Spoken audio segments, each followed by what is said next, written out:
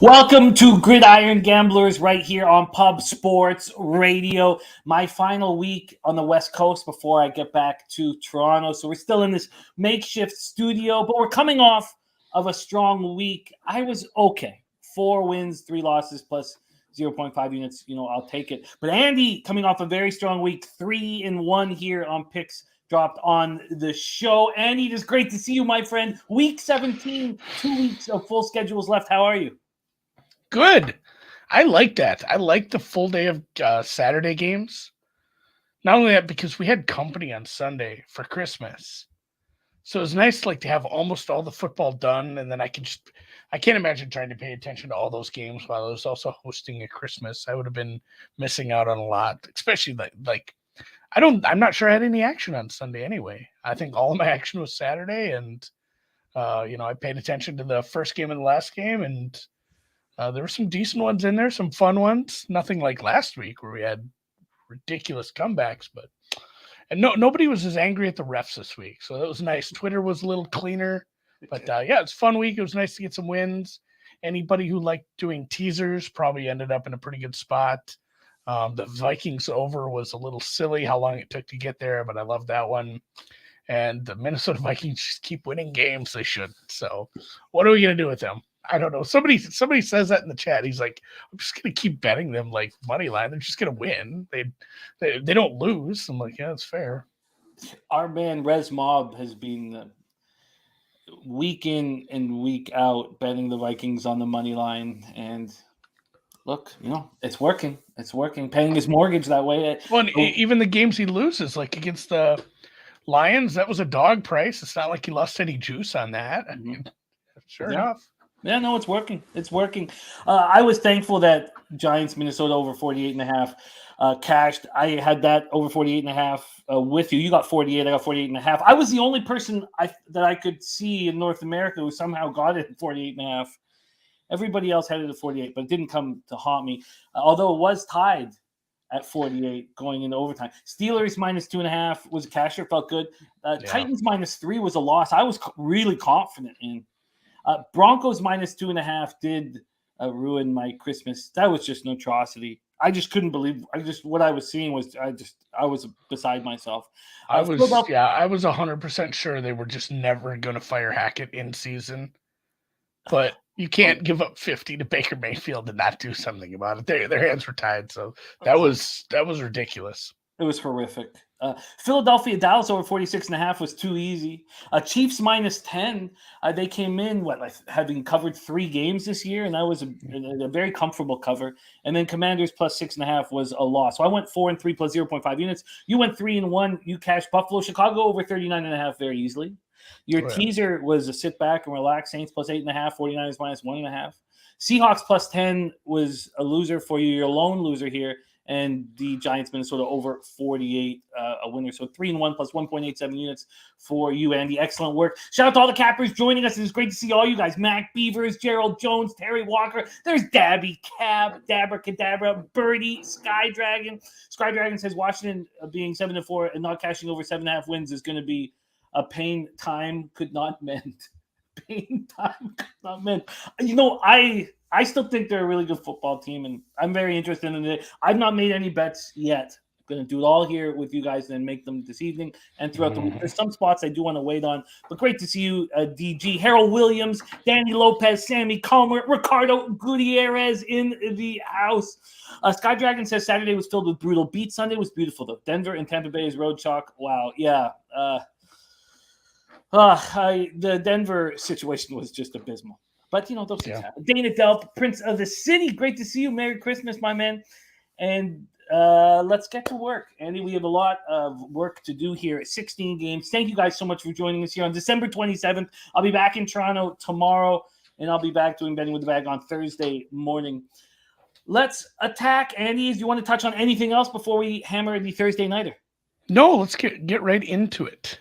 Thursday, December 29th, 8:15 p.m. Eastern, Dallas Cowboys at Tennessee Titans. Cowboys 11-4, 3-3 on the road. Titans 7-8, 3-4 at home. Nissan Stadium, Nashville, Tennessee, 54 Fahrenheit, mostly cloudy, 10 miles per hour. The Week 18 Titans Jaguars winner will win the AFC South, regardless of what either team does. in Week 17. So there's no scenario which the winner of the Week 18 matchup doesn't win the division. So this game is meaningless for the Titans, and the market has shown that. This opened up with the Cowboys -7 and -105. Now it's -10. It did get up to 10.5. It's back to 10. The total opened up at 43.5. It's all the way down to 40. So a big move there. We'll take a look at the cash flow on this one. 4,816 tickets in. I don't know how. But 27% of the tickets and 62% of the cash is on the Titans somehow. I can't explain that, and I won't. 41% of the tickets and 89% of cash on the under. That does make sense. Terry Walker says Dallas. Cowboys coming off a 40-34 win at home over the Eagles. Prescott, 27-35, 347 yards, 3 touchdowns, 1 interception. He's thrown an NFL worst 11 picks since returning in Week 7 from his broken thumb. But the team offensively looks very strong. I only was on the over in that game. I stayed off of the Eagles because I didn't hear anybody on the Cowboys. And that made me, except for the people who got in, the excellent gamblers that got in at -1 or -2. Yeah, I didn't hear we found there were some middles to be found. That wasn't technically on my card, but that was my most profitable game of the year. I love it. Landing in between 3 and 6.5 was kind of just a beauty. I was so worried the Eagles were going to drive and end that one, but that was the most fun game of the weekend, honestly. Absolutely, it was very fun to watch. But I also stayed off of the Eagles team total over, which at 19.5 was a gift. If I had to bet them both, obviously I lose a little bit of vig. A 5-game interception streak for Dak Prescott. CeeDee Lamb looked excellent, 10 catches, 122 touchdowns. T.Y. Hilton, first catch in his Dallas debut, 52-yarder on 3rd and 30, lone catch and target. Zeke ran 16 times for 55, Tony Pollard ran 9 for 19, but as always looks very dangerous out of the backfield, 6 catches for 61 yards. The defense, again, looked vulnerable. We've been saying this for 4 and 5 weeks. We didn't get the hate anymore because the people who were hating for all the bad things we've said about this defense as soon as Anthony Brown got hurt, they've given up. And when they disappear, it's an admission of guilt. Gardner Minshew at quarterback, 8 for 14 on 3rd down and 442 total yards. The Cowboys finished with 0 sacks, 0 quarterback hits. Carson Bland had picks. Sam Williams inactive, their rookie defensive end, after being involved in the car crash Thursday, dealing with concussion symptoms.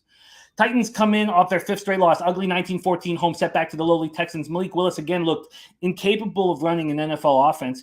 I had thought that after him having the opportunity to watch for a little bit that he would be improved. That was not the case. 14-23, 99 yards, 2 interceptions. Did run 7 times for 23 yards. Derrick Henry ran 23 times for 126 yards and a touchdown and lost a fumble. He's now lost 5 fumbles in the last 5 games. I don't expect him to fumble this week because I don't expect him to play this week.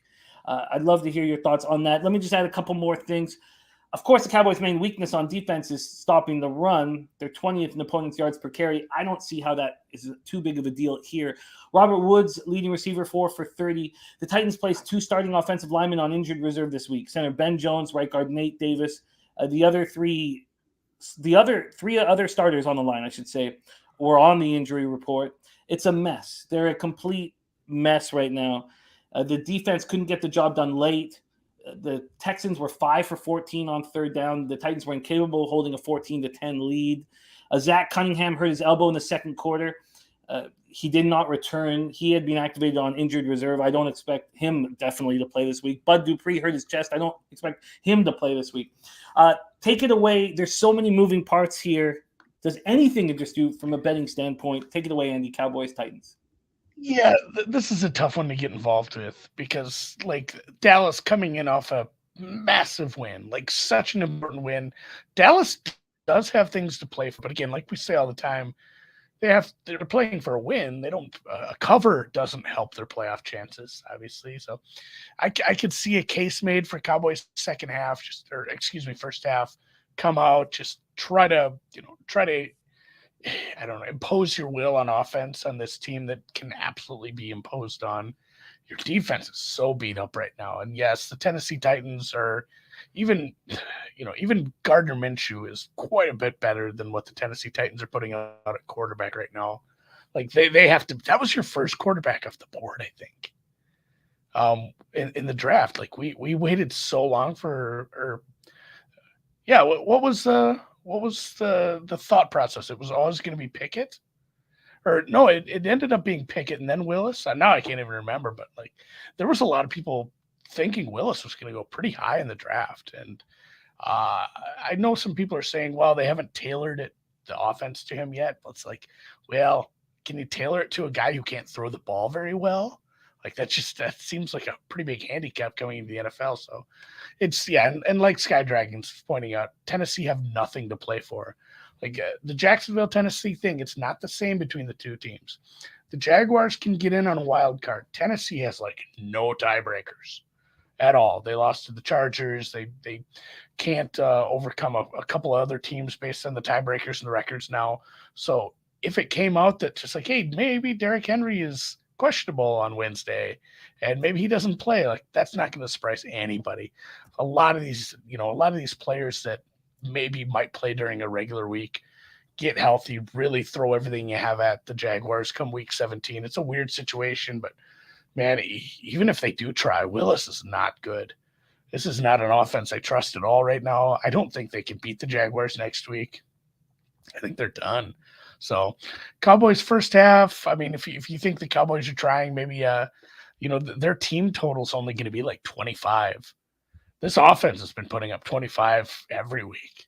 Like it's been a very good offense, a very bad defense. So maybe Dallas might give up some points by accident, just based off how badly this defense has played after some injuries.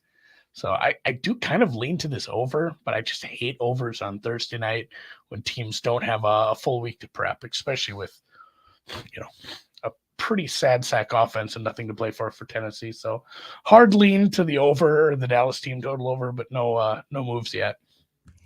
Wow, I find the over interesting. It wasn't really on my radar, but the more I look at it, the more interesting I find it. You have Sky Dragon on the Titans plus 10. He's on the over for less. It's all the way down to 40 right now. And it looks like there's going to be no weather issues at all. It's going to be warm. Oh, it's going to be finally nicer. Nashville was nasty last week. Was it ever? If there, you know what? If there's a 40, I'll make a move. I don't have any bets yet this week. If we got a 40, I'll take a little bit of that. I find it a very interesting look. Let's find what we can get you at 40 right now for a total. And we can get you 40 minus 111. Yeah, we'll take that. Over 40 right now. One down, bet it. Andy over 40 and minus 111. Wow. I think that even if the Cowboys are dominating after the first half, the Titans are going to be able to put up meaningless points late. Yeah. And someone's asking about the Cowboys' motivation.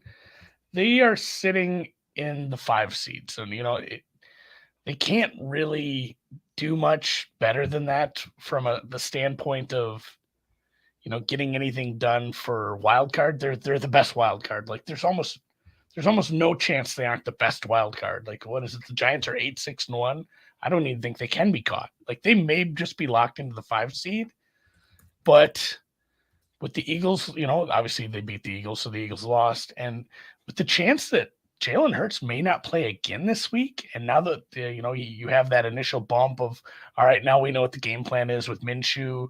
The Saints absolutely have something to play for. If they have to play with a backup quarterback again and they drop another one, it's crazy that the Eagles have been this unstoppable force all year, and they're the best team in the NFC. Like they haven't clinched a division. The Vikings and Niners have, but the Eagles certainly have not. So, I mean, there is a scenario where the Dallas Cowboys can take, the NFC East crown yet. So they may have nothing to play for, and this will definitely come into play next week, especially for a Washington team who is currently in the 7th spot and has everything to play for.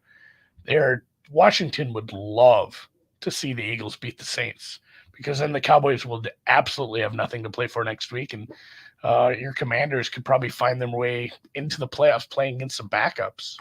Not that Dallas's backup quarterback's like 5-1 though as a starter this year. So like it was that much. That defense was much tougher at that point in the season. So it'll be interesting. But yeah, Dallas still does have something to play for, as long as the Eagles haven't won another game yet. And obviously they, being a Thursday game, they'll have no idea how the Eagles' result will have been yet. So yeah, over 40 for me. Yeah, you're locked in over 40 minus 111. I find that a fascinating breakdown, and that really wasn't really my plan until we broke that down together. I expect to ride with you on that look over the total. 40 for Andy at minus 111. All right, let's move on to Sunday, January 1st, New Year's Day. There will be an NFL Pub Hub. I'm not sure how many guests will be able to join us, but I will be there hosting it. And we'll see who we can get to join us. Let's get to work. 1 p.m. Eastern. Arizona Cardinals 4-11, 3-3 on the road at Atlanta Falcons 5-10, 4-3 at home. Mercedes-Benz Stadium in Atlanta, Georgia. We'll start off with the line history for this one. Move over here and pull this up for the Cards game. How is it? What's wrong with me? There we go. We have the Falcons opening up at minus 3.5 at plus 101. They're now minus 3.5 at minus 106. They did get up to minus 110, minus 112 even. Actually, more than that, I should say. They popped up to minus 4 very quickly before they came back to the 3.5.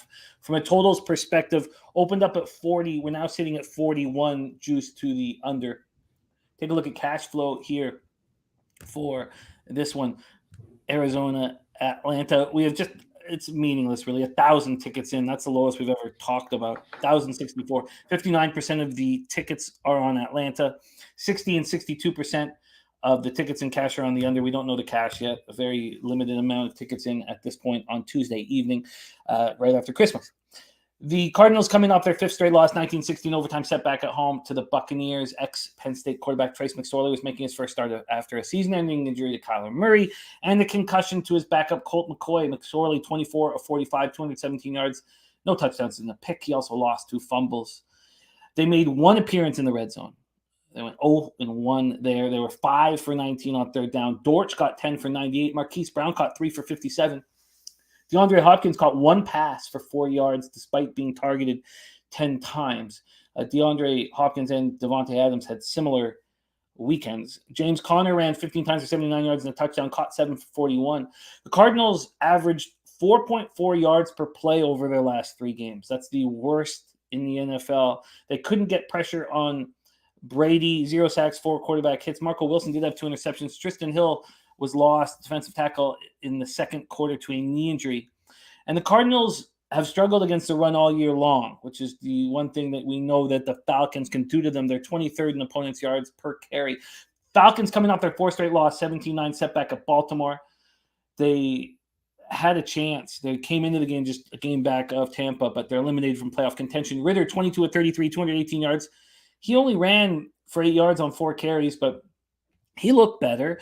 Drake London was his main target, 7 catches for 96. Drake did lose a fumble. Algiers taken over at running back, 18 carries for 74 yards, caught 4 for 43. But Ritter and the squad were 0-4 in the red zone. That's against the tough Baltimore defense. But the defense couldn't get pressure on Huntley. 0 sacks, 0 quarterback hits. They did hold the Ravens to 299 yards, 4 of 12 on third down, 1 of 4 in the red zone. Philippe Franks is in concussion protocol. So they're 17th in yards per play, and Desmond Ritter is improving. Interested to see hear what your thoughts are on this game. Take it away for us, Andy. Cardinals, Falcons. Yeah, this is the dregs of the card, isn't it? It's really, really, really tough to back the Cardinals at any point with a third-string quarterback, and it's been rough. Like, it's been a really tough hang to watch this Cardinals offense, even in a game that I guess technically they were in the game. They were in the game somehow. I think that was more on the opponent, but this is gross because it's Atlanta or pass, and I can't be laying 4 points even at home with the way this offense is played. Like, if anything, the Cardinals' defense has stepped up a little. Like, this is probably under but I tend to try to stay away from these unders in these games with a high level of uncertainty with some ishy, quarterback play. The Falcons' offense has looked really rough after some injuries and the switch at quarterback and just what they've tried to put together. So no bet for me here. I leaned Falcons before the move, and then lean heavily to this under. I think this could be another really gross one where basically the Cardinals defense has played well, against an opponent that they can match up halfway decent with.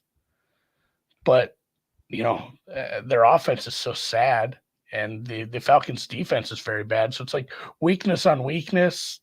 I don't want to say strength on strength because the Falcons offense and the Cardinals defense aren't like great, but yeah, this is probably an under game, and it's not one you'd want to watch too. You bet it, you look away, and there's other games on at this time, so don't watch this game, guys. Sky Dragon says Atlanta's won one game by more than 4 points. One game. Do you have? And there's Jose joining us from Las Vegas, drinking an old fashioned in honor of. Ooh, where are you staying, Jose? Yeah, we have to give you some food recs as we go here. So I've gone into this cap thinking that Colt McCoy will not be under center. I think that's where I'm at as well, Jimmy. Okay. They're wondering if he will be in there. I agree with you guys that this is Falcons or no bet. And I had some interest in them, and I guess it's cooled a bit after breaking this down with you guys. I guess it's cooled a little bit. I just feel like Ritter has a lot to work on. There's a lot at stake still for the Falcons to finish the year strong and give Ritter hope for next year and get this offense working with Ritter in London and Algier.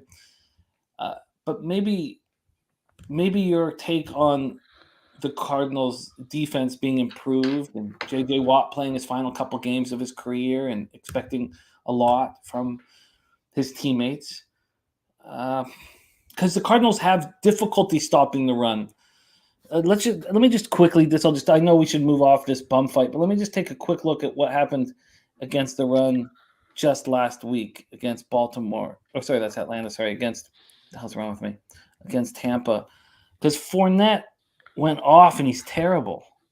Yeah, he's injured.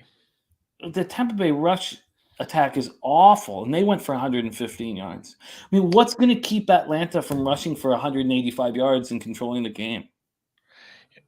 It's true. Like, they are bad against the rush. They have been good against the pass. So it's basically I think my game plan would be stack the box. I know it's simplistic and maybe a little reductionist, but like, I don't think Atlanta's going to be able to pass on you. Just stack the box. They have been decent with the pass rush. Over the last 5 weeks, they're actually probably a top 10 team as far as drop back EPA per play allowed. It just, again, their run defense is well below average. So if they can throw something at it, like, hey, we're just going to sell out to stop the run, and maybe it costs us a little in the passing game, I think they can stop this team. But man, it's just not a game worth. It's not a game worth our breath, really. Okay. You're right. We spent too much time on it. Yeah, well, let's move on from it. We'll finish with a couple of notes from our cappers in the chat. Mac Beaver saying Hopkins and Brown can exploit the Falcons secondary. Sky Dragon saying, I'm dying to take Atlanta, but seems so desperate and silly. It'll be the type of bet I hate myself for if it loses. All right, I will. And then Birdie's still thinking that McCoy could be under center, which that would hurt me because I do think that Colt McCoy's capable of moving the offense better than McSorley. Okay, I'll stay off that at least for this evening. Let's move on. 1 p.m. Eastern. Chicago Bears 3-12, 1-6 on the road to Detroit Lions, 7-8, 4-4 at home. We're at Ford Field in Detroit, Michigan. We'll start with the line history here for this one. The total has been climbing, as all Bears games have been of late. The lines opened up -4.5. They're now -6. That 6 got up to -112. It's now -104. But Lions are 6-point favorites. This total opened up at 51.5. It opened up lower in some offshores, but at Pinnacle opened up at 51.5. Now at 52.5, juice to the under. Take a look at the cash flow for this one. 3,193 tickets in, and it's all Chicago Bears early. It's strange watching it move away from them. I know Sammy Culmer in our chat interested in the Bears. Right now, 45% of the tickets, 92% of the cash is on the Chicago Bears. 70% of the tickets, 87% of the cash is on the over, and we see that climbing. Bears coming off their 8th straight loss, an ugly 35-13 setback at home to the Bills. Justin Fields was 15-23 for 119 yards, 1 touchdown, but he produced a season-low 11 yards on 7 carries. Velus Jones Jr., 2 catches for 52 yards. Montgomery, 16 carries for 62 yards. Caught 4 for 22, also lost a fumble. The offense looked bad in frigid temperatures. We know that we can assume they're going to look better. It was surprising to see the 11 yards on 7 carries when he has the opportunity to break the record. I know he's now in the 1,000-yard club, but he could break the all-time rushing record by a quarterback. They had just 209 yards of offense, 2 of 12 on 3rd down, 1 of 4 in the red zone. The defense put no pressure on Josh Allen, 1 sack, 3 quarterback hits. They couldn't stop the Bills on the ground. Bills gashed them for 254 yards rushing. Bills went 6 of 11 on 3rd down, 3 of 4 in the red zone. Kyler Gordon has looked great since he's been back. Nicholas Morrow had and Kyler Gordon had interceptions. And Fields looked hurt out there. It was clear that the shoulder was bothering him. He was hobbling at the end of the game. He said he's going to be good to go, but he was physically acting very whiny. He was it's the right word for it. He was just acting hurt. Just kind of moping about a bit. Moping is histrionics. Maybe that's it. I don't know. I've got to find it, but it was the Lions coming off a 37-23 loss to Carolina. Goff 25-42, 355 yards, 3 touchdowns. He did lose a fumble. Shark again looked like a monster. 4 catches for 108 yards. Amon St. Brown 7 for 76. All 3 of Goff's TD passes were to Shane Zylstra. Zylstra at 5 receptions for 26. But the Lions got nothing out of their run game. 17 carries for 45 yards. DeAndre Swift and Jamal Williams combined to run 11 times for 23 yards. And that's where you can hurt the Bears. The defense was awful. They got no stops, no pressure on Darnold, 0 sacks, 0 quarterback hits. The Panthers put up franchise record 570 total yards, a franchise record 320 on the ground. And the Lions defense had been looking better. I mean, they'd allowed just 84 yards per game over their last 5 weeks before getting destroyed. Mac Beaver says lethargic. No, because he was letting us all know that he was hurting. That's what he was letting us know that he was in pain. But take it away for us, Andy. Bears, Lions.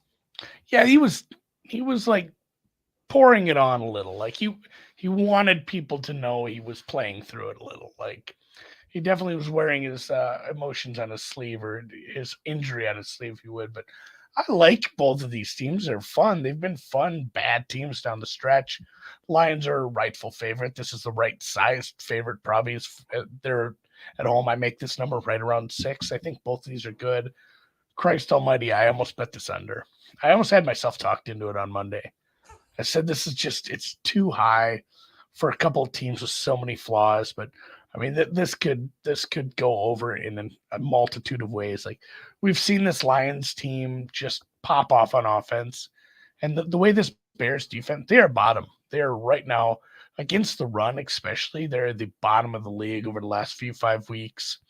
They're below average, obviously, against the pass as well. Just such a bad defense. It might take a whole lot to keep the Lions from dropping 30 on them here. And at the same time, the Lions have shown they're very susceptible against a few things as well. And, the Bears they haven't like laid down and quit, but they've had some rough second halves. So I do wonder what we see from this right away. I think this is definitely a live betting game for me. I won't be getting involved. I thought about this under, and I feel like I just won 1.1 units. Because there's just going to be some garbage ass touchdown at the end where it's like, it's going to be like 45. And I'm like, I should have. And then they're not only are they going to score a backdoor garbage touchdown, they're going to go for 2. One of these teams is going to be down by like 18, going for 2 with like 30 seconds left to kill this total. So kind of wanted to stay away from this, but I love unders in a divisional game. Lions have a lot to play for, and truthfully, the Bears should want to lose this. They're in a really sweet spot with that 2. And the fact that the Texans won, there's an outside shot at the Bears sneaking up into the one spot. It would take a little bit, but yeah, this is probably Lions or pass, and I will be passing. It's a good money line parlay one, maybe even a decent teaser leg if you're not worried about just strictly playing the Wong teaser. So I like this. I'd like the Lions to win. I won't be betting on them to cover. Sky Dragon on Lions Eagles a teaser. If this is this a clear bounce back spot for the Detroit Lions, and if the Bears are sort of mailing it in, I mean I've heard why you don't want or you don't expect them to cover by margin here, but do you feel like this is a clear bounce back spot for them? Harold Williams says Lions should win and cover, score 30 plus. They're better at home. It's a good home team. It's indoors against a team with nothing to play for, whose defense is just wrecked. Like, this team total should be like 28.5. Like that might be worth a look if you can get in on that live at a if they drop that under 28, maybe the Lions get the ball first and punt and you get a better number on that. That might be a good look because, man, I feel like there are going to be some chunk plays against this Bears defense. All right. And it's just the Eberflus comments have had me worried. Like, there's no reason to play Justin Fields in these games. He's clearly banged up and you have nothing to play for. But he said we're gonna play our starters. So I'm not quite sure what they're up to down at Hallis Hall right now. All right, well, let's move on to the next spot on the board. 1 p.m. Eastern, Denver Broncos 4-11, 1-7 on the road. Kansas City Chiefs 12-3, 6-1 at home. Arrowhead Stadium, Kansas City, Missouri, 42 Fahrenheit, mostly cloudy, 5 mile per hour winds. Take a look at the line history here. I handled the Chiefs with aplomb. What a mess I made of the Broncos. It's still eating at me. I couldn't watch the game, obviously. I had to turn that shit off. Chiefs open up minus 13.5, minus 106. That 13.5 is now plus money over at Pinnacle. The total opened up at 43.5, is now 44.5. Let's go over to the cash flow for this one. And they have given the Chiefs at Sports Insights some line value. At this point, it's sort of a third overall of all the teams playing this week. 2,991 tickets in, 60% of tickets, 78% of the cash on the Chiefs. And then 49% of tickets, 68% of cash on the under. Broncos coming off an embarrassing 51-14 loss at the Rams. Final straw for Broncos ownership, and rookie head coach Nathaniel Hackett was fired after the game.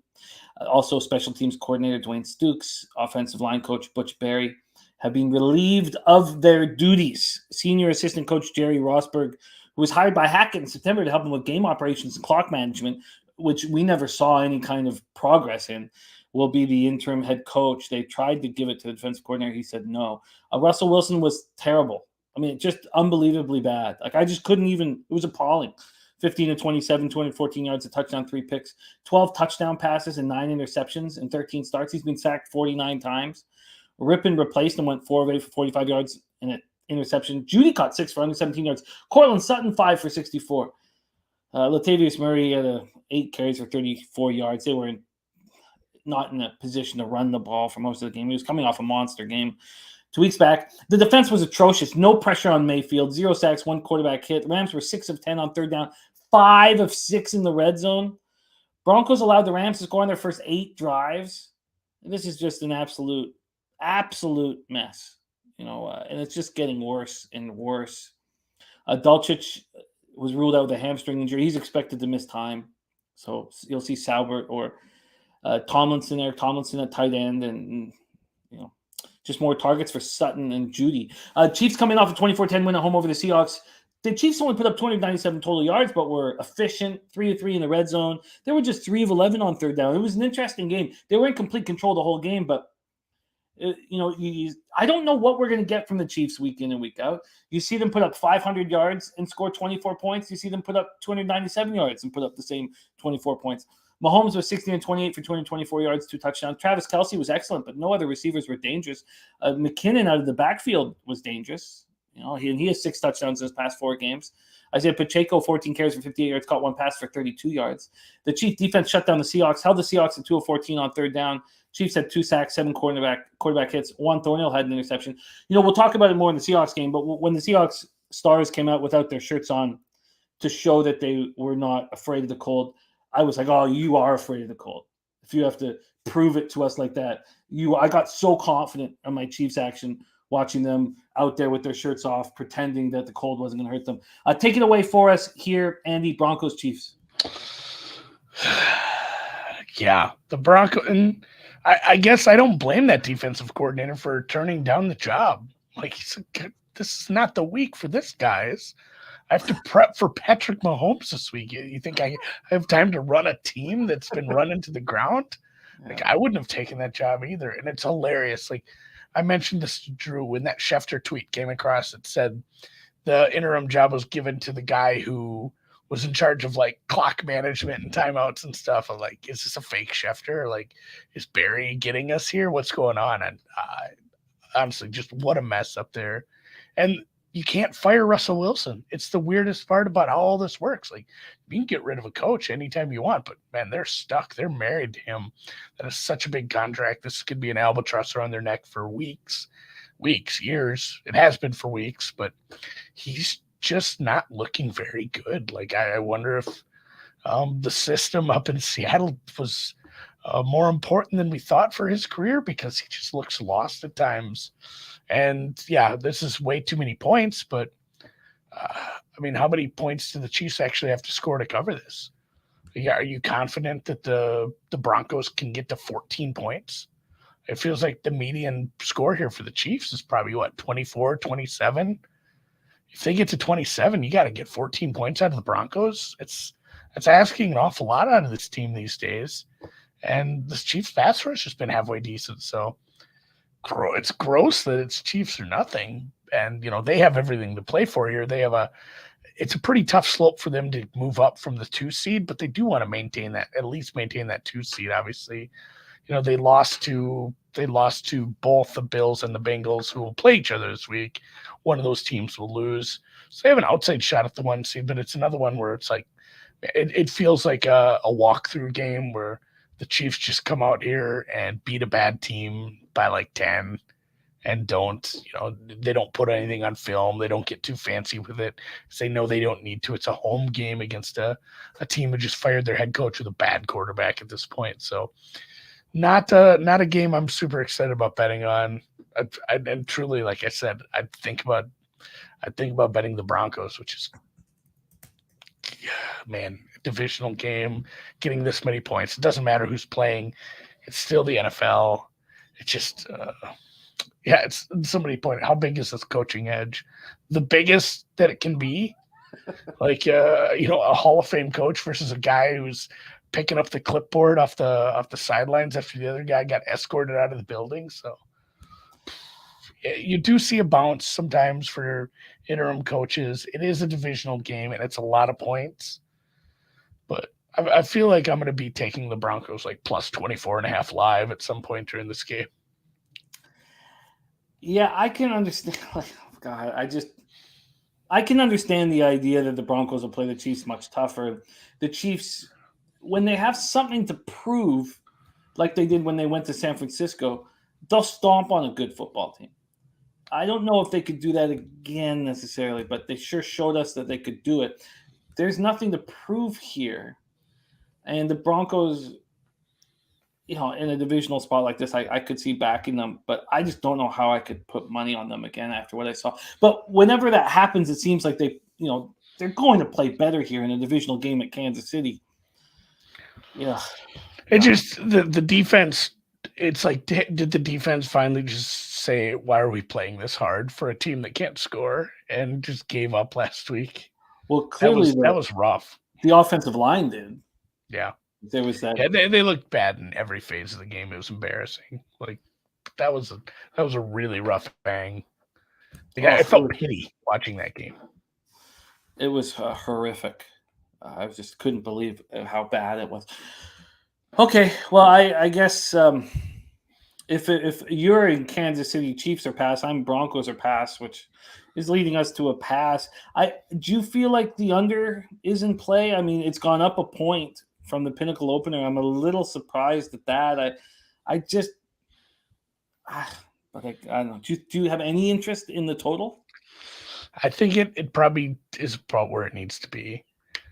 Like this does have all the stink of just like 35-10, where it's like the Chiefs just come out and blitz their ass in the first half. It's 24-0 at half. You get a second half under, and it's real close to the total in the long run. So no interest in this one. This is such an ugly game. There's a couple of these this week. I have some interest in the under, but yeah, I made cases to like bet on both sides of this total. It's just the Broncos defense is so bad, you kind of want to lay it. Like the Chiefs might just win by 20 as the median result here, or it's a divisional game with the dead cat bounce, getting a lot of points. It's still an NFL team, so it's like Broncos or nothing, which just, yeah. And Max pointing out, Chiefs just want to get healthy. They just want to remain healthy. They got bigger fish to fry. All right, no move for either of us, but I do have some interest in this under at this point. No move tonight after the show, though. Let's move on. 1 p.m. Eastern. Miami Dolphins 8-7, 3-5 on the road at New England Patriots 7-8, 3-4 at home at Gillette Stadium in Foxborough, Massachusetts. 55 Fahrenheit. Showers and 9-mile-per-hour winds is the situation for us here. Let's take a look at the line history for this one. And, of course, the huge story is, again, Tua Tagovailoa is in concussion protocol. So we don't know. No one really knows when it happened, but it happened. So there's an expectation that Teddy Bridgewater will be under center. This opened up on Christmas night at Pinnacle 544 with the Patriots +1. It's still just +1 at -106. I mean, there hasn't been a big move, I guess. Here there has been. Yeah. Sorry, I'm looking at. Sorry, did I mess that up? Why would there not have been a big one there? A Pinnacle. Yeah, Pinnacle, there's been no move, but at the books that opened it up earlier, there has been. Patriots opening up at +2. This was opening up on the 21st of December. Now they're -2.5. So we have a -2.5 at BetOnline, a juiced -1, a Pinnacle. That's interesting. Let's take a look at the total here for this one. We'll stick with BetOnline here. Opened it up at 44, now at 42. It just dropped from 43.5 to 42 this morning. 43.5 to 42, 1.5 point drop. At Pinnacle, it opened up at 44, and it's still at 44, juiced to the under. Wow. So what a mess.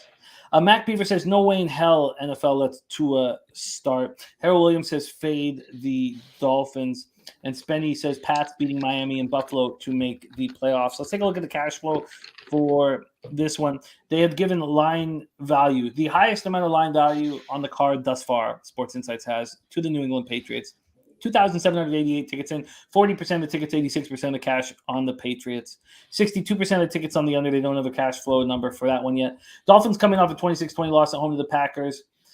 They've lost 4 straight games now, and they need 2 wins or win at New England and the New York Jets to lose to Seattle in Week 17 to make the playoffs. 2 was 16 of 25 for 310 yards, a touchdown, 3 picks. They all came in the fourth quarter. Waddle caught 5 for 143. Hill caught 4 for 103. Mostert ran 8 times for 45 yards, lost a fumble. Wilson came in, ran 9 for 37 and a touchdown. The Dolphins had just 15 first downs. The defense did all they could do despite not getting much pressure. 2 sacks, 3 quarterback hits, but they held the Packers to 301 total yards and 2 of 14 on third down. Hard to lose a game when you hold a team to 2 of 14 on third down. Miami's defense held the Packers to 6 points off turnovers in the second half. That was they also in the red zone. They held Green Bay to 2 touchdowns and 3 field goals. They played hard. Bradley Chubb hurt his hand. We don't know the extent of it. He came back in and it was fully wrapped. So we'll hear more about it, I'm sure, tomorrow. Eric Seabrook says the Dolphins will lose their remaining games. Gerald Jones says Tua done for the year. And Birdie says heavy lean here on the Dolphins, but no rush. Patriots coming off a disappointing 22-18 loss at home to the Bengals. They've lost 4 or 5. It's funny. I never feel any, of course, no one feels any remorse for the books. I couldn't give a fuck about the books. But for some reason, there's times when I feel bad for the Sharps. And I felt bad for them the Sharps were all over the Patriots, and they should have cashed, and somehow they didn't. It was shocking that they didn't cover the 3.5. Cincinnati dominated the first half. 22 first downs for Cincinnati, had more first downs than the Patriots had plays. But Belichick took the punch in the face, and they came back firing. Because New England had 3 first downs, 70 total yards in the first half. Everything changed in the second half. Mac Jones overall was 21 of 33 for 240 yards, 2 touchdowns. Jacoby Myers caught 6 for 83 and a touchdown. The Bengals shut down the run game, holding the Pats to just 16 carries for 61 yards. But the defense was strong. They held the Bengals off the scoreboard in the second half, held them to 2 of 4 in the red zone. Marcus Jones returned a pick for 69 yards. He's having a hell of a year. Devin McCourty also had a pick. Hunter Henry left in the first quarter with a knee injury, and he's listed as day-to-day. It wasn't nearly as bad as they thought. But Jonnu Smith, and the other tight end, is in concussion protocol. So Scotty Washington, if neither of those guys can play, fresh off the practice squad, will be TE1 if both players are out. There's Stimmy OG now. It's great to see you, Stimmy. Rant says easy under. What does Andy say? Dolphins, Patriots, and a lot on the line. I agree with the OG Stimmy. I do like this under. This Patriots defense is very good. Like, maybe not getting enough credit. It has been very good, and it's had to play some tough offenses. This is again, over the last I don't know what handful of weeks, it's been very above average against the pass. It's been least average or a little better against the run at times. And their offense hasn't been great. It's not a good offense at all. Mac Jones is not good. The people calling the plays are not good. It's a problem.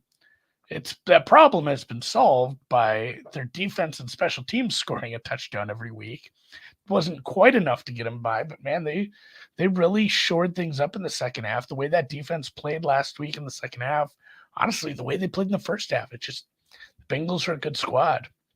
They made some great adjustments. They just didn't quite make enough adjustments on offense. I don't know if they have it in them, but I did play this under 42. So it's a nice look for me, especially it's not going to be Tua. Like they're doing, the Players Association has now stuck their nose in on this. The NFL has to kind of gird their loins and deal with this. And I know Miami's playing for a playoff spot, but they already lost a first-round pick for tampering. They can't get in any more trouble with the league right now. They can't go sending out a guy that is concussed. So if Tua is in, honestly, maybe I still like the under because I don't think he's 100%. But I guess if he was concussed, that makes me feel a little better about those picks he threw because those are just brain-dead throws. All of them were so bad. Just right to a guy. What are we doing here? So, this pass rush versus Teddy, give me an under 42. I'm fine with that. Yeah, and I think the issue with the lines I was giving you guys from Pinnacle is that they pulled it. So it was just before it was pulled, that's where they had it. But this game's being pulled from the board for them. So, yeah, the under 42 makes a ton of sense. We see 41.5 now at Bookmaker and Bet Chris. You can still get the 42 at a bunch of books. Yep. Heritage, second least amount of VIG, and then 5 times least amount of VIG at minus 105. So we will grab that. Fap Win making a move. I love Fap Win's action. He is on Houston versus Jacksonville, highest scoring half, the second for Fap Win. And I'm telling you, man, no one gives more winners than our guy Fap Win coming to us from Australia. I'm gonna have to pull up my goddamn 5 times account here. Under 42 at minus 105 for Andy. This makes a ton of sense to me. An absolute ton of sense. If Tua's in, maybe it doesn't look as good as if Teddy Bridgewater is in. If Teddy's in, it looks glorious. We expect Teddy to be under center, or do we think there's a chance that Tua can clear protocol and be good to go here? Really think that the movement isn't a halfway point line. I think it's a full, this is Teddy line. Sometimes you can garner a little bit of information just for where they move the line right away. I think this would have stuck closer to maybe 1, closer to a pick 'em if it were up. I don't know what's up. If it might be Teddy, it might be 2. I think this was the full move. So I think the books and the market in general is expecting him to sit this week. I like it. I want to join you on it. What is keeping you off backing the Patriots here? Oh, just like I've said, their offense is kind of rough. They've been buoyed by a punt return touchdown, at was a fumble or kickoff return. They've had some special teams and defensive help, which is a big part of what they do well. Like I said, it is a good defense. I expect them to rack up some sacks, but I think if you like New England, there will be money that pours into the market on them again, even though the number already moved and it shouldn't. But I do think if you like New England, you might want to grab them now, because when they, when they do finally announce it, I do think you see some New England money that might push it up to 3. And I mean, Teddy's great, but he's a game manager. I think you just try to lock down those receivers from doing anything too crazy. It's a good enough defense. They have the coverage pieces to. You can never truly stop Tyreek and Waddle. You just hope to kind of maintain them, keep them from popping off huge yak yards. So, yeah, it's going to be a lot of running, I think, from the Miami Dolphins. We need to move on here, but I'm thinking of moving on 2 different spots here with both the under and the Patriots. Brady says, I wonder if we see scoring here. Bridgewater would be a step up from 2, and the Dolphins D is suspect. I have a feeling we see both teams hit 20 here. I was impressed with the Dolphins D in that Green Bay game, and I was extremely impressed with the Patriots D against the Bengals in the second half. It is the pack. Tell me your thoughts on the Dolphins D, because I thought they handled Tua's mistakes very well and kept. I thought they've looked good, and they're another team too where they've been kind of rough against the pass, but they're another team that's been very good against the run. I think they're gonna kind of stop anything that New England's had some success running, so I think New England's gonna have to throw the ball. And whenever you say we need Mac Jones to really have a big game, that's not something I'm about backing. And we did see Teddy once, twice, 2 starts. So the Minnesota game wasn't a true start, I don't believe. That was Skyler started, and then he got knocked out right away. So he's 3 touchdowns, 3 interceptions, hasn't had a real good game, either one. So I'm not expecting. I think 2 Teddy covers might be no more at this point. He's not looked good this year. No. Love to know if you're on a side in this one, Birdie. I'm expecting to make the under and the Patriots a bet as soon as this show is over. Nasty Nate loving his Pats in this spot. I was really impressed with how they handled the Bengals in the second half. Let's move on. Next up for us, 1 p.m. Eastern, the Indianapolis Colts, 4-10-1, 2-5-1 on the road at the New York Giants, 8-6-1, 4-3-1 at home. By the way, Sky Dragon saying Mac Jones has faced this Miami defense 3 times, and he's been pathetic 3 times. But now we're in MetLife Stadium in East Rutherford, New Jersey, 54 Fahrenheit showers, 6 miles per hour. Let's start with the line history here in this one. We have nothing from Pinnacle, as they're not sure who will be starting at quarterback. Here at BetOnline, it opened with the Giants -3 on the 21st. It's now at 5.5. It's moved from 3.5 yesterday before the game started to 5.5 after watching the atrocity that is the Colts offense. This total went from 41 to 39.5. Colts come in off a short week after losing 20-3 at home to the Chargers on Monday night. They looked awful. I mean, Nick Foles is a train wreck. I can't even believe he's 33 years old. He looks like an old man out there. Anytime he moved out of the pocket, I was like, oh, God. Colts were 0 for 10 on third down, finished with just 173 total yards. There simply is no way that they give him another chance. You have to – if you're going to leave Matt Ryan on the bench, you got to go with Ellinger, I think. I mean, they're both going to be terrible, but you can't watch that again. 17 of 29, 143 yards, no touchdowns, 3 picks. Jelani Woods led receivers with 3 catches for 43 yards. Pittman, 4 for 39. Zach Moss ran 12 times for 65 yards. The defense did their best to keep them in it. Held the Chargers to 314 total yards, 2 for 4 in the red zone. They finished with 4 sacks, 7 quarterback hits, and Rodney Thomas had a pick. They've lost 5 straight under Saturday. It's just a garbage fire. It's so horrible watching. That was such a horror. I mean, I've got Chargers futures, and I have hope for them, but it was still not fun to watch. So they fired their offensive coordinator, Marcus Brady. They fired Frank Reich. They've benched Matt Ryan not once but twice. Ryan was inactive. So, I mean, I know that we've talked about it, and Bertie nailed it last week. He was saying they're, discreetly going for the draft pick now. And he was right. Sky Dragon, I mentioned a bunch of times. They're the only ones from the beginning of the year I moved on the Niners and the Chargers. With both teams, I could have got better lines if I had have waited for the perfect time in the year to bet them. Of course, I did not do that. But the Colts are 8th in NFL in opponents' yards per play. But I don't believe any of these stats unless Matt Ryan is under center. So why don't we start there? Who do you expect to be a quarterback for the Colts? I mean, they've come out and said it's going to be Foles, I think. So that's not good. And maybe that's why we're seeing this 5. This Bears defense, Giants, I mix them up, but this Giants defense over the last few games has been pretty rough, like bottom 10 kind of stuff. Has not played well. We haven't seen as much out of the offense.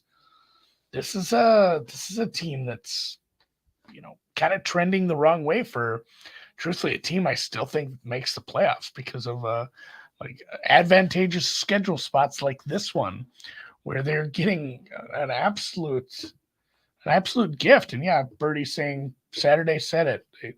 I didn't hear him say finish the year, but he said at least this week, and I trust Bertie. So if he says he's finishing the year, I don't know, like if that's coming down from maybe management saw it and be like, yeah, go with that guy.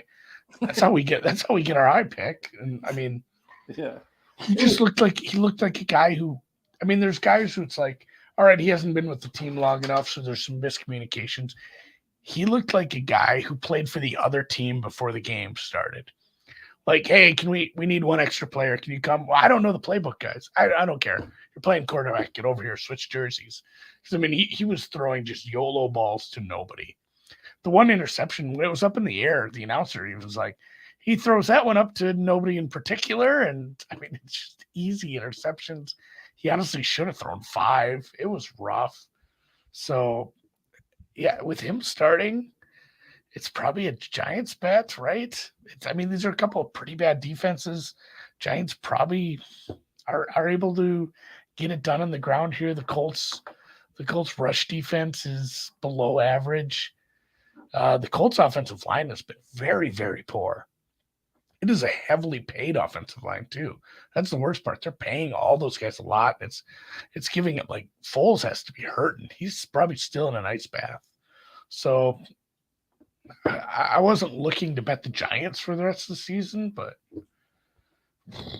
it's probably some Giants props here. Like I'm not comfortable laying points even at home with this team the way they're trending, but this is maybe an under, maybe a Colts team total under. This might be one where Saquon gets like 25 carries because it's like, hey, this game might be put away at 14-0.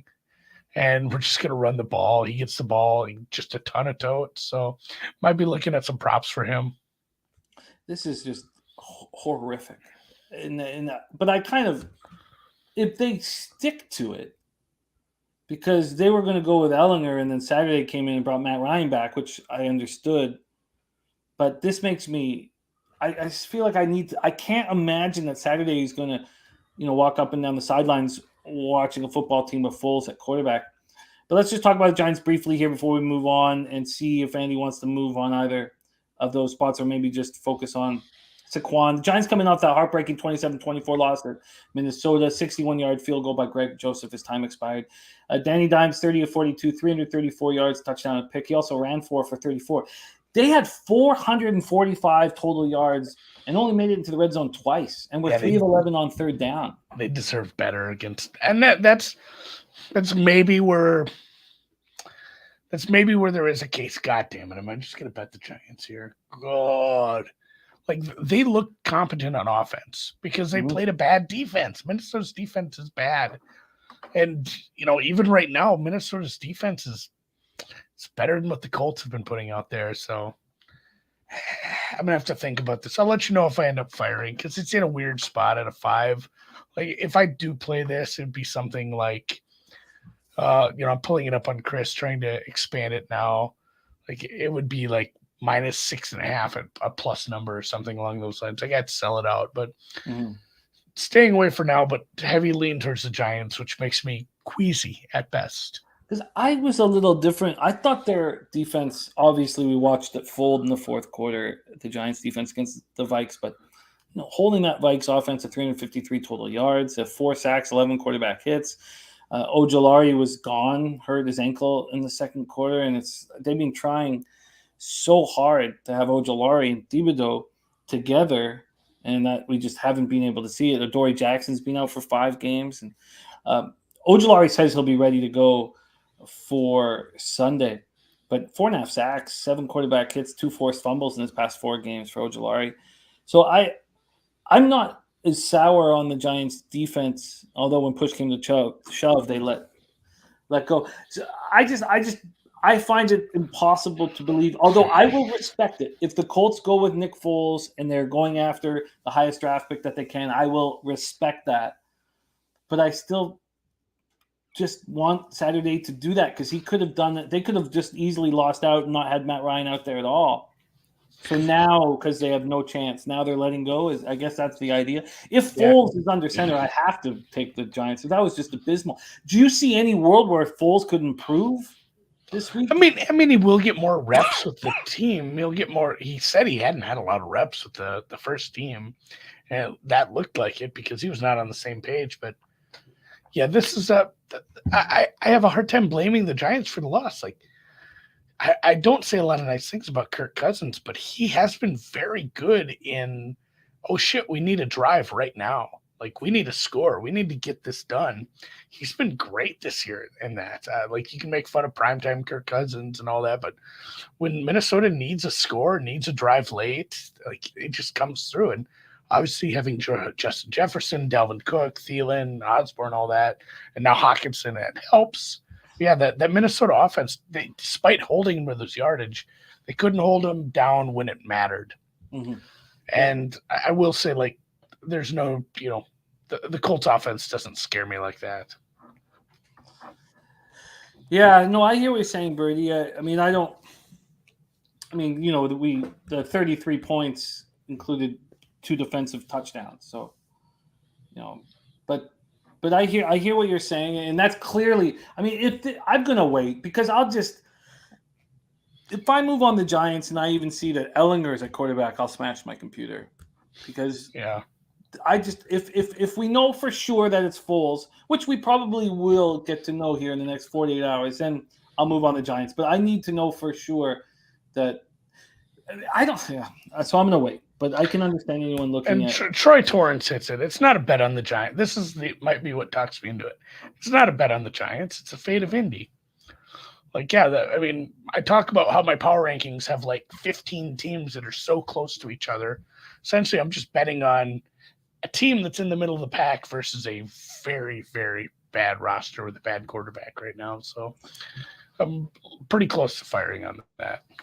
Well, we will review it before the end of the show and see if you have decided to move on. Let's go on. 1 p.m. Eastern, New Orleans Saints 6-9, 2-5 on the road at the Philadelphia Eagles 13-2, 6-1 at home. Lincoln Financial Field, Philadelphia, Pennsylvania. 57 Fahrenheit showers, 10 miles per hour is the wind. Take a look at the line history here for this one, and we have the Eagles opening up at -6.5 at -110. They're now -6.5, -116. That got up to -120. I wonder if there's 7s out there. It feels like there would be in that case. I'll check. The total perspective opened up at 43.5 for the pick'em. There's been a 5-cent move to the over.